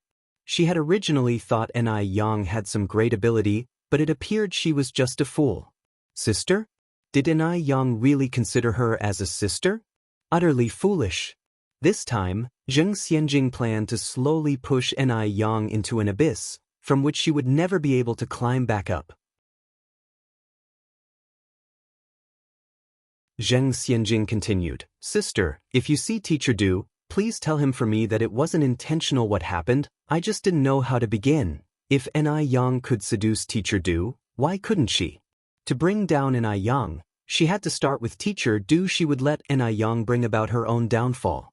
So this was the real motive." Anai Yang's lips curved into a slight smile. "Sure, sister, I will pass on the message." Zheng Xianjing's thoughts spun, and she continued, "Could I trouble you to keep an eye on Teacher Du's whereabouts for me?" Anai Yang nodded, "Of course." "Then it'll be trouble you, sister," said Zheng Xianjing. "As you should." Anai Yang's tone was light. The Zheng family waters ran deep, and to uncover the truth, Anai Yang needed to first heal Zheng Suyu. In fact, she was almost fully versed in the 13 needles of hell but lacked the final step, which she needed to discuss with her teacher. After dealing with Zheng Xianjing, Anai Yang rode her bike to her teacher's house. The weather was gradually getting hotter, and very unusually for her, Anai Yang was not wearing a cheongsam today but a white lantern sleeve blouse with black wide-leg trousers. The lantern sleeve blouse was designed by Anai Yang herself and made by a tailor. It combined modern fashion elements with classic ones, and since it was tailored, it fitted her perfectly. The waist-pinching style suited her especially well. Her soft hair cascaded down her back, stirring with the breeze, looking very beautiful. When Anai Yang arrived at her teacher and his wife's home, the old couple were having breakfast. Although Anai Yang had already eaten, she still joined the old couple for a few bites. After eating, and Yang began to discuss the 13 needles of hell with her teacher. Teacher Wang said, Yang, you've been very diligent with these 13 needles of hell lately. Tell your teacher honestly, have you encountered some trouble? The 13 needles of hell were very dangerous, and Yang was worried her teacher might be concerned or try to stop her, so she said, I'm just curious, teacher. You are overthinking it. What kind of trouble could I possibly encounter?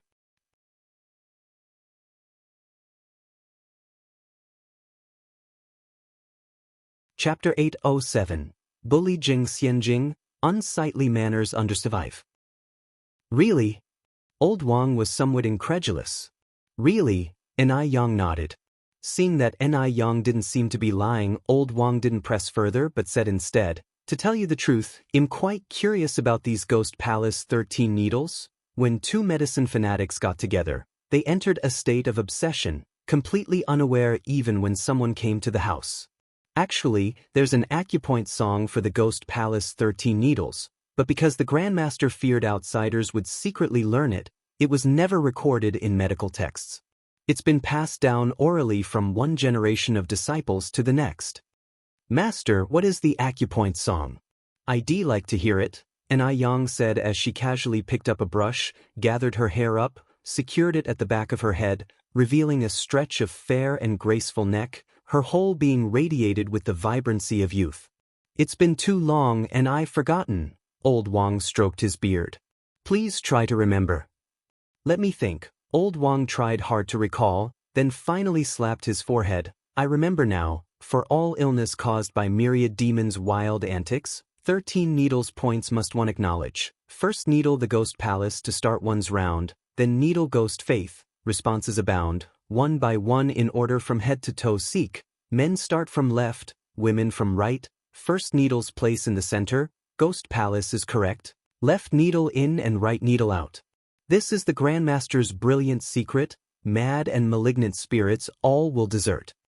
This was the acupoint song for the Ghost Palace 13 needles.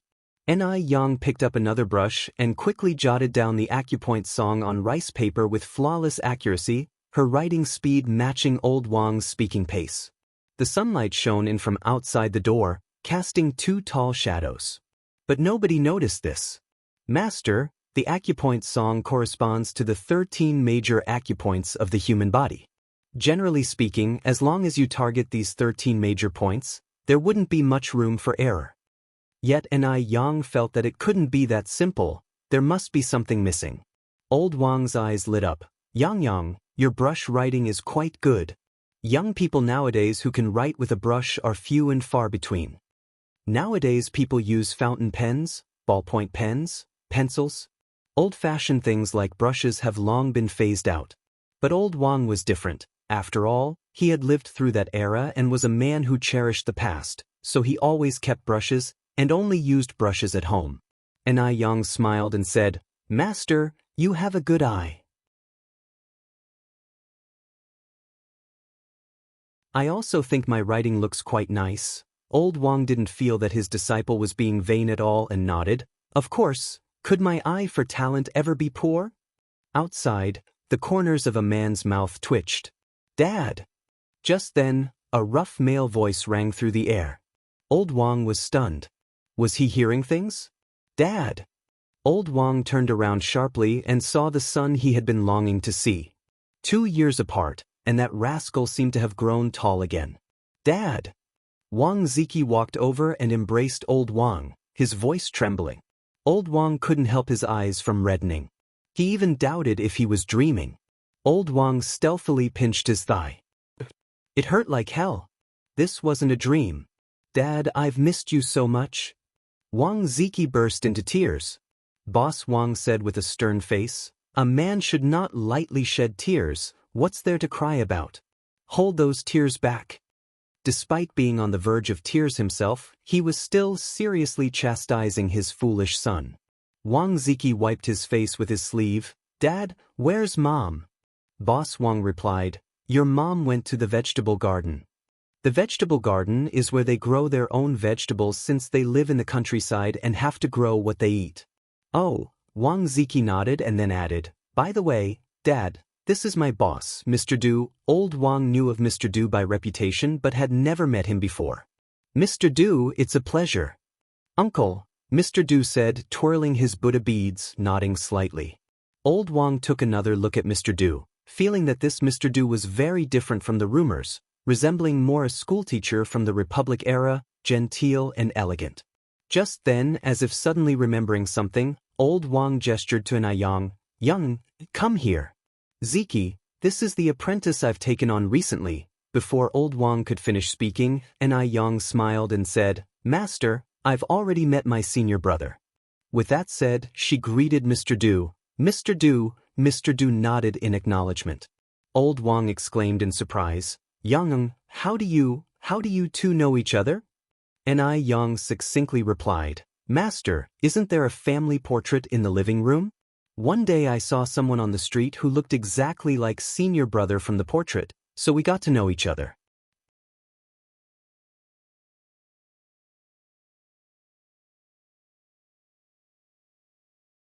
Chapter 808, Bully Jing Xianjing, Unsightly Manners _6.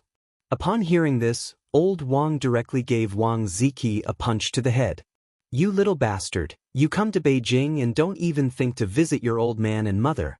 I really wasted my effort raising you. Wang Ziki, looking simple and honest, didn't know how to explain. Dad, I'm sorry, Old Wang huffed. I'm not your dad. Just then, noises came from the entrance. It was Wang Zhoushe returning. Wang Zhoushe wasn't as calm as Old Wang. She hugged her son, whom she hadn't seen for 2 years, and cried out loud. Yang stood to the side, the corners of his mouth turning up in a subdued smile. He had finally fulfilled his former master and mistress dream. The last time his former master and mistress saw their son, who had been missing for 2 years, the vibrant boy they remembered had been turned into a cold corpse. One could imagine the couple's feelings at the time. Such despair. Now that their son had finally come back, the couple was overjoyed. Wang Zhoushe even slaughtered 2 chickens and a big goose. Although Old Wang seemed a bit unhappy on the surface, he was actually very pleased. They'll go catch some shrimp in the river. Go ahead, Wang Zhoushe said with a smile. Be careful. Emichim, Old Wang nodded. Wang Ziki was busy catching up with Wang Zhoushe. Mother and son had so much to talk about after all these years apart. As a result, only Yang and Grandpa Du were left in the living room. Yang was busy researching the 13 ghost needles and had no time to deal with Grandpa Du, so the scene became Yang reading medical texts. Grandpa Du counting Buddha beads. The only sound in the air was the flipping of pages. Although no one was speaking, the scene wasn't awkward. After lunch, Wang Ziki seemed to remember something important. Dad, Grandpa Du hasn't been feeling well lately. Could you please take a look at him? Old Wang looked at Yang. Yang, you followed behind me for so long, why don't you try to put your learning into practice? Grandpa Du, these master and disciple. One just happened to save him, the other wanted to use him for practice. It really fit the saying. If you're not family, you won't enter the same door. Yang nodded, okay. Grandpa Du's lips twitched, she really dared? Yang walked over to Grandpa Du. Could you please extend your right hand? Grandpa Du did as asked. The cold fingertips rested on his wrist for quite a while, yet there was no sound. Grandpa Du looked up and asked, Is there any hope? Yang withdrew her fingers. It's not that serious, Mr. Du, this is an old ailment. The toxins accumulated in your body haven't been completely cleared. Just a couple of prescriptions should alleviate the fatigue. Grandpa Du slowly retracted his hand and straightened his sleeves. Then ill trouble Miss and I. The young lady was still able to discern his old ailment, which meant she had some skill. However, Grandpa Du had already figured she had good medical skills. Otherwise, she wouldn't have left the right pills for him that night. A doctor's heart is like that of a parent's. It's only right, Yang said in a muted tone as she took out a writing brush to prescribe the medicine. A doctor's heart is indeed like that of a parent's, the saying goes. But Grandpa Du felt something was off. After the prescription was written, Yang handed it to Old Wang. Master, please have a look. Old Wang took the prescription and moved next to Grandpa Du. "Forgive the trouble, Grandpa Du, but please extend your hand again." Grandpa Du extended his hand. As Old Wang felt Grandpa Du's pulse, he understood why Anai Yang hadn't said anything for so long. Grandpa Du's pulse was indeed peculiar.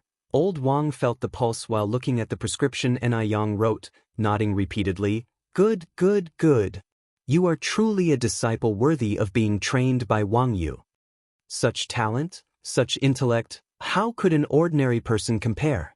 In a short while, Old Wang put away the prescription and then said, "Grandpa Du, Yang Yang's prescription can cure your old ailment. You've really encountered a savior today." Grandpa Du put away the prescription. "Thank you." That afternoon, because someone from the village came to seek treatment and a particular rare herb was missing, the patient's condition was quite urgent. Old Wang had no choice but to go up the mountain with a basket to gather herbs. Anai Yang approached. "Master, it's getting late now, you're getting on in years, and it's not safe to go up the mountain. Let me go instead." It had rained last night, and the mountain was likely to be filled with miasma. Anai Yang was worried for Old Wang.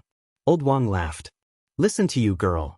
If a big man like me isn't safe, how could a young lass like you be any safer? Let the master go." Anai Yang took the basket off Old Wang. "Don't forget, master, I'm quite skilled. Besides, today is Big Brother's first day back. You should stay and keep him company at home."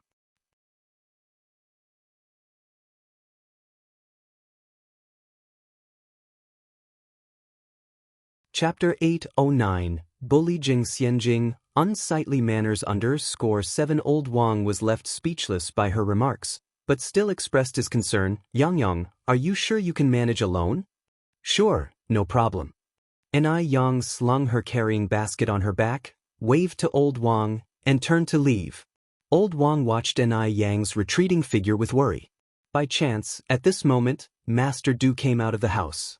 Old Wang grabbed hold of Master Du and said, "Master Du, the girl Yang has gone up to the mountain alone. If it's not too much trouble, could you please go and check on her?" After all, Anai Yang was Master Du's lifesaver. It wasn't too much to ask Master Du to ensure Anai Yang's safety. Besides, with Master Du around, who was the grim reaper of the 10-mile foreign market, Old Wang felt very secure. Master Du's expression was unfazed. First, they had used him for sparring, and now they were actually asking him to play bodyguard. What was this all about? If word got out, it would ruin his reputation for life, but out of respect for Old Wang as an elder, and given that Anai Yang had saved him before, Master Du did not refuse. "Alright, uncle, I'll go now." But this was only a one-time exception. Old Wang, touched, said, "Then I'll have to trouble you, Master Du." Master Du, holding his Buddha beads, headed in the direction Anai Yang had gone, pursuing steadily. On the other side, where Wu Yenyun was. Thanks to Anai Yang's support, Wu Yenyun finally managed to eat nearly 2 full meals at home. However, this quickly drew Grandma Wu's dissatisfaction. She felt that Wu Yenyun really didn't understand anything. Even she, as a grandmother, hadn't filled her belly, yet Wu Yenyun was only looking out for herself. A 17-year-old girl, yet not as sensible as a 7-year-old child. She had given Wu Yenyun hints, both openly and covertly on so many occasions, but Wu Yenyun just didn't get it, bowl after bowl. So selfish. Grandma Wu, watching Wu Yenyun polish off 2 bowls of congee, could only feel a headache coming on. She put down her chopsticks and said discontentedly, "I'm full."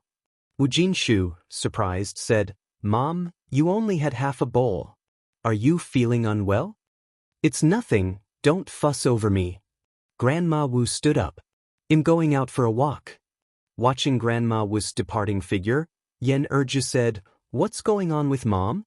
Wu Jinshu shook his head. "Who knows? Let it go, let it go. Don't worry about her, let's eat our meal." Wu Yanyun's hand froze while holding her bowl. She felt that her grandma was upset because of her. But she hadn't eaten that much, had she? Normally, when she was hungry, she would have to drink 4 bowls of such thin congee. Today, she had barely had 2 small bowls. Maybe she was overthinking it. Grandma Wu walked all the way to a house that was very stylishly decorated and knocked on the luxurious iron gate. "Lanzi, are you home? Lanzi." Soon, the robust Wu Lan walked out of the house, all smiles. "Auntie, it's such a rare pleasure to see you. Come in, please come in." In present-day terms, Wu Lan's status would be considered that of a landlord. She had over 30 houses, collecting an average of 300 yuan in rent each month. In an era when the average wage was about 30 yuan, Wu Lan was living the dream life everyone yearned for. Wu Lan's house was a 3-story Western-style building beautifully decorated on the inside. Grandma Wu sighed, "If I could live in a Western-style building like this just once in my life, I'd die content." Wu Lan laughed and said, "Auntie, you're too modest. Your good fortune is still ahead of you." Seated inside, Wu Lan courteously offered Grandma Wu some pastries and tea. Having not eaten her fill at home, Grandma Wu ate several pieces of egg cake and even stealthily pocketed one, intending to bring it back for her eldest grandson. Wu Lan noticed Grandma Wu's sneaky move but said nothing about it. Although Grandma Wu's manners were unsightly, she was there to ask a favor, wasn't she? After eating and drinking her fill, Grandma Wu continued, "Lanzi, those things you mentioned to your auntie last time, are they still valid?"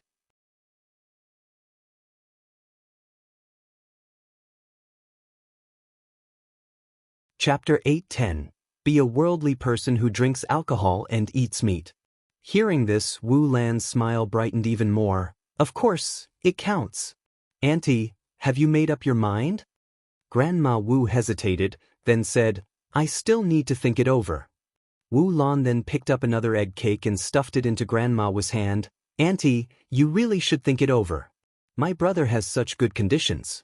If Yen Yun marries him, she'll just be responsible for giving birth to a child for my brother. All she needs to do is take good care of my mom and the 2 kids. She doesn't have to do any other hard work. She can just enjoy her easy life at home." Wu Lan had a younger brother named Wu Chang, 35 years old this year.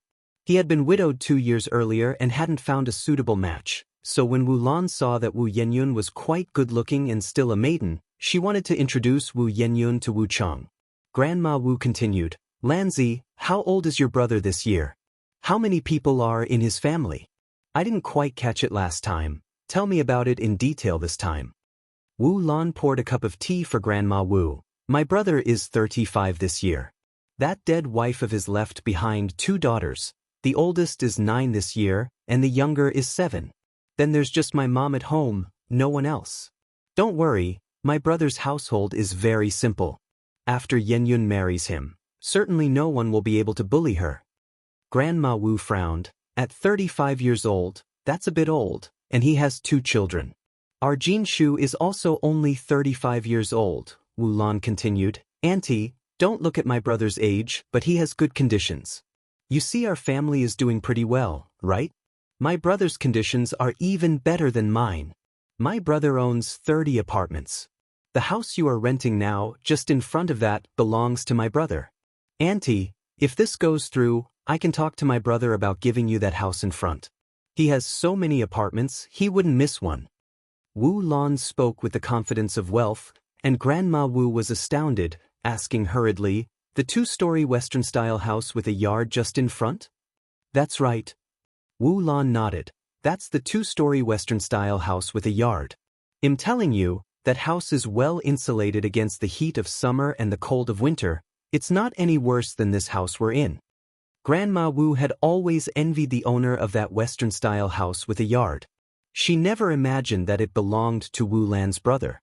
Getting a house upon a successful arrangement, it did seem that Wu Lan's brother really was well off.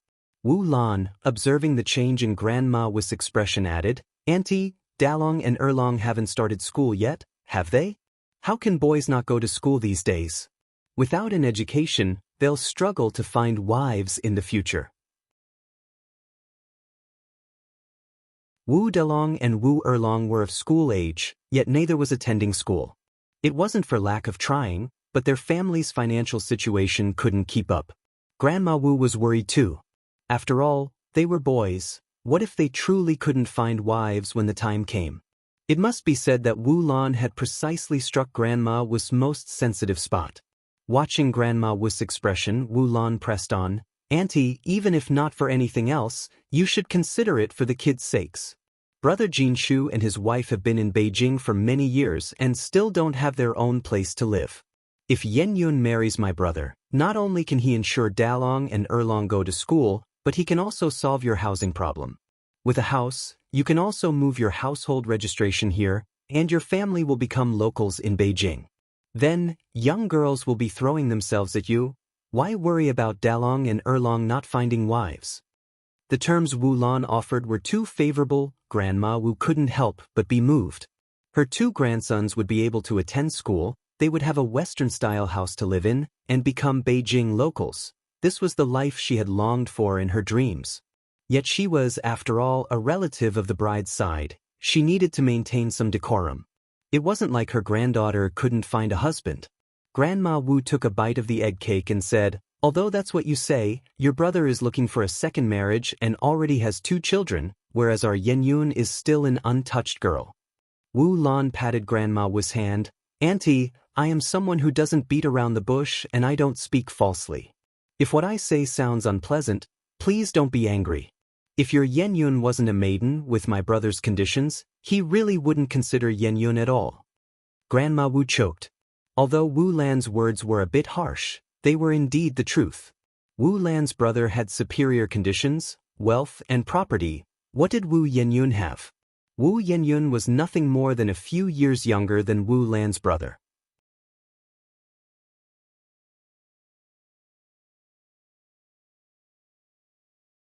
Chapter 811. Be a worldling and drink alcohol and eat meat _2. Wu Lan continued, "My brother is very proud, always wanted to find an unmarried girl. Otherwise, he would have married long ago. Why would he still be waiting? You don't know how many divorced women are willing to pay to marry my brother." Wu Lan wasn't really bragging. Wu Chang himself was quite a catch, and countless divorced women wanted to be with him. Unfortunately, Wu Chang didn't want anyone who had been married before. Actually, with Wu Chang's qualities, finding an unmarried girl would be very easy, but Wu Chang also demanded that the woman be beautiful. In Beijing, there was no shortage of pretty, young girls, but how many parents were willing to let their precious, unmarried daughters become stepmothers? That's why Wu Chang still hadn't found the right match. Right when Wu Yanyun's family moved in, Wu Lan noticed that Wu Yenyun was quite beautiful, sensible, and dutiful, so she thought of introducing her to her brother. With Wu Chang's excellent prospects, Grandma Wu didn't want to give up. She had been alive for so many years but had never once lived in a Western-style house. She dreamt of living like city people in a Western-style house, if only just once. "I can't decide for Yenyun on this matter. I need to ask Jinshu and his wife." Wu Lan took Grandma Wu's hand. "Auntie, you are Yanyun's biological grandmother. How come you don't have the final say in this matter?" Grandma Wu sighed. "How can I make the decision for the 2 of them?"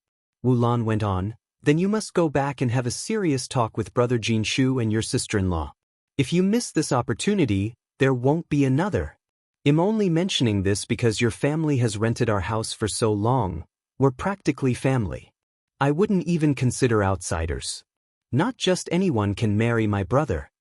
Grandma Wu stood up. "All right, let's leave it at that for now. I'm heading back. I'll walk you out." Wu Lan escorted Grandma Wu to the gate. Grandma Wu's bounded feet moved slowly. A journey that ordinary people could complete in 15 minutes took her over 40 minutes to reach home. Upon arriving home, Wu Yenyun was washing dishes in the kitchen. Yen Erju was breastfeeding her child, while Wu Jinshu was feeding the ducks in the yard. These ducks were freshly caught, still fluffy and yellow. Wu Jinshu fed them and said, "Eat up, little ducks. Whether our 3 kids can go to school depends on you." Grandma Wu approached. "You're counting on these ducks to pay for the kids' schooling?" Wu Jinshu nodded, his face full of longing. "Mom, don't underestimate these ducks. There are 10 of them. Once they grow up, they'll become big ducks. The big ducks will lay eggs and hatch more ducklings, and then we can sell them for money, right?"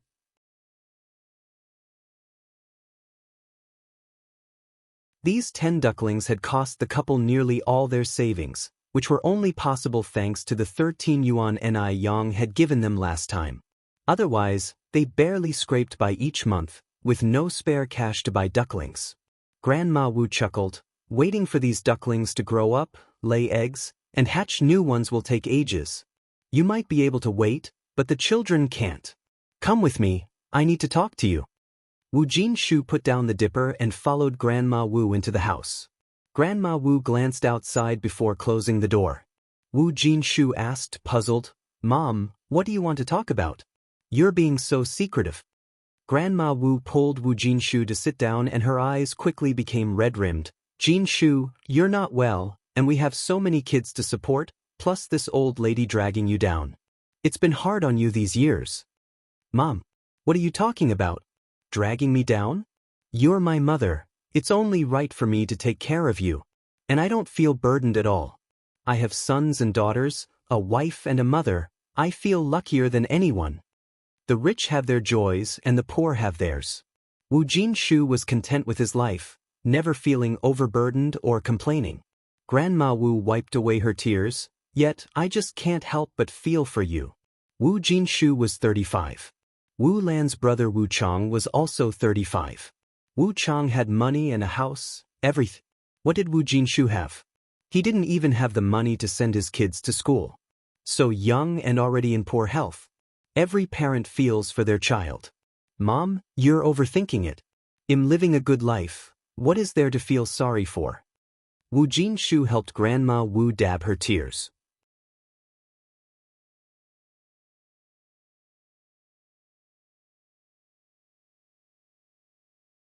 Chapter 8:12. Be a worldling and drink alcohol and eat meat. 3. After crying for a while, Grandma Wu took 2 egg cakes out of her pocket. Here, take these, have a good nourishment, but don't give them to anyone else. Grandma Wu had gotten a total of 4 egg cakes, with 2 earmarked for Wu Dalong and Wu Erlong. Mom, where did you get these? Yin asked. Egg cakes sold for more than 1 yuan per pound on the street, which their family couldn't afford. They were from Wu Lan, Grandma Wu replied, adding, Wu Lan is a kind-hearted good person. Wu Jinshu also had a favorable impression of this landlord. When they initially rented the house, Wu Lan had even given them a 2 yuan discount. Wu Jinshu said, You eat them, Grandma. I'm still young, I don't need them. Grandma Wu sternly said, If I tell you to take them, just take them. I've already eaten. Upon finishing her sentence, Grandma Wu continued, Jinshu, having so many kids at home isn't a solution. Yenyun is not that young anymore. Maybe we should consider finding a good family for her to marry into. Our circumstances aren't great. Finding her a good family could allow her to lead a comfortable life. No way. Wu Jinshu immediately objected. Yenyun is only 17 years old this year. How can we talk about marriage? I want her to continue studying. A girl, sooner or later, will have to get married. What's the use of studying so much? Grandma Wu persisted. In the past, girls her age already had several children.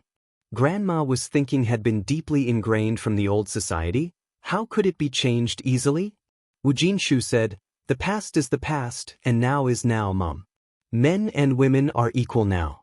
Besides, Teacher Zhao said Yenyun is a promising student and she's bound to get into a good university.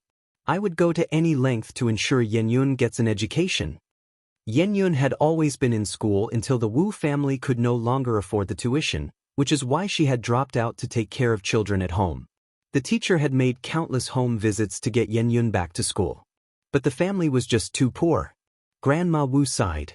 We don't have enough money for our own sons to attend school, and now we're pushing to send a girl to school? Honestly, I wonder whether this father is really related by blood. Wu Jinshu frowned slightly and lowered his voice. Mom, didn't we agree not to bring this up anymore? Why are you starting again? Yenyun was not the biological daughter of Wu Jinshu and Erju. Wu Jinshu and Erju had been married for over a year without having children, until the second year, when Erju, while chopping wood in the mountains, found newborn Yenyun, whose umbilical cord hadn't even been cut. This was also the origin of Yanyun's name. She was the one Erju encountered. Another reason was that a wandering Taoist said Yenyun was the reincarnation of a fortunate star from heaven, capable of bringing new opportunities to the Wu family and ensuring the continuation of their family line, which is why she was named Yenyun. Meet in Chinese characters combined the surname of the husband and wife, making her full name Wu Yenyun. Interestingly, when Yenyun was 8 years old, Erju indeed became pregnant and smoothly gave birth to Wu Dalong. When Yenyun was 11, Erju gave birth to Wu Erlong, and last year, to Wu Xiaolong. The births of these 3 children one after another made the couple very happy, and their fondness for Yenyun grew as well. They believed it was Yenyun who had brought these new opportunities to the Wu family. Do you think I want to bring this up? I mentioned it because it seems you've even forgotten your own sons. Grandma Wu grabbed Wu Jinshi's hand. Jin Shu, I'm 67 this year and who knows when my time will come. If I don't see Dalong and Erlong going to school and your family living in a small Western-style house before I go, I won't be at peace. As long as the family is healthy and happy, it doesn't matter where we live, Mom. You really don't need to worry about this, Wu Jinshu said. Upon hearing this, Grandma Wu felt her nose twitch and started crying again. You keep saying you want to honor me. Is this how you honor me? Everyone else's parents are living in small Western-style houses, and here am I, staying in this dark, haunted place. People aspire to move up, water flows downhill. Do you think I don't want to live in a small Western-style house? Your father died early, and it was I who brought you up single-handedly, carrying you through the Great Famine. I chewed on tree barks and ate clay. Think about it, when did I ever let you and your sister eat such things? A child doesn't know the parent's heart, a child doesn't know. Grandma Wu's spouse had died early, leaving her to raise 2 children alone. You're tuning in to the Wandering Hero YouTube channel. Don't forget to subscribe and join us on this journey to catch the most captivating stories.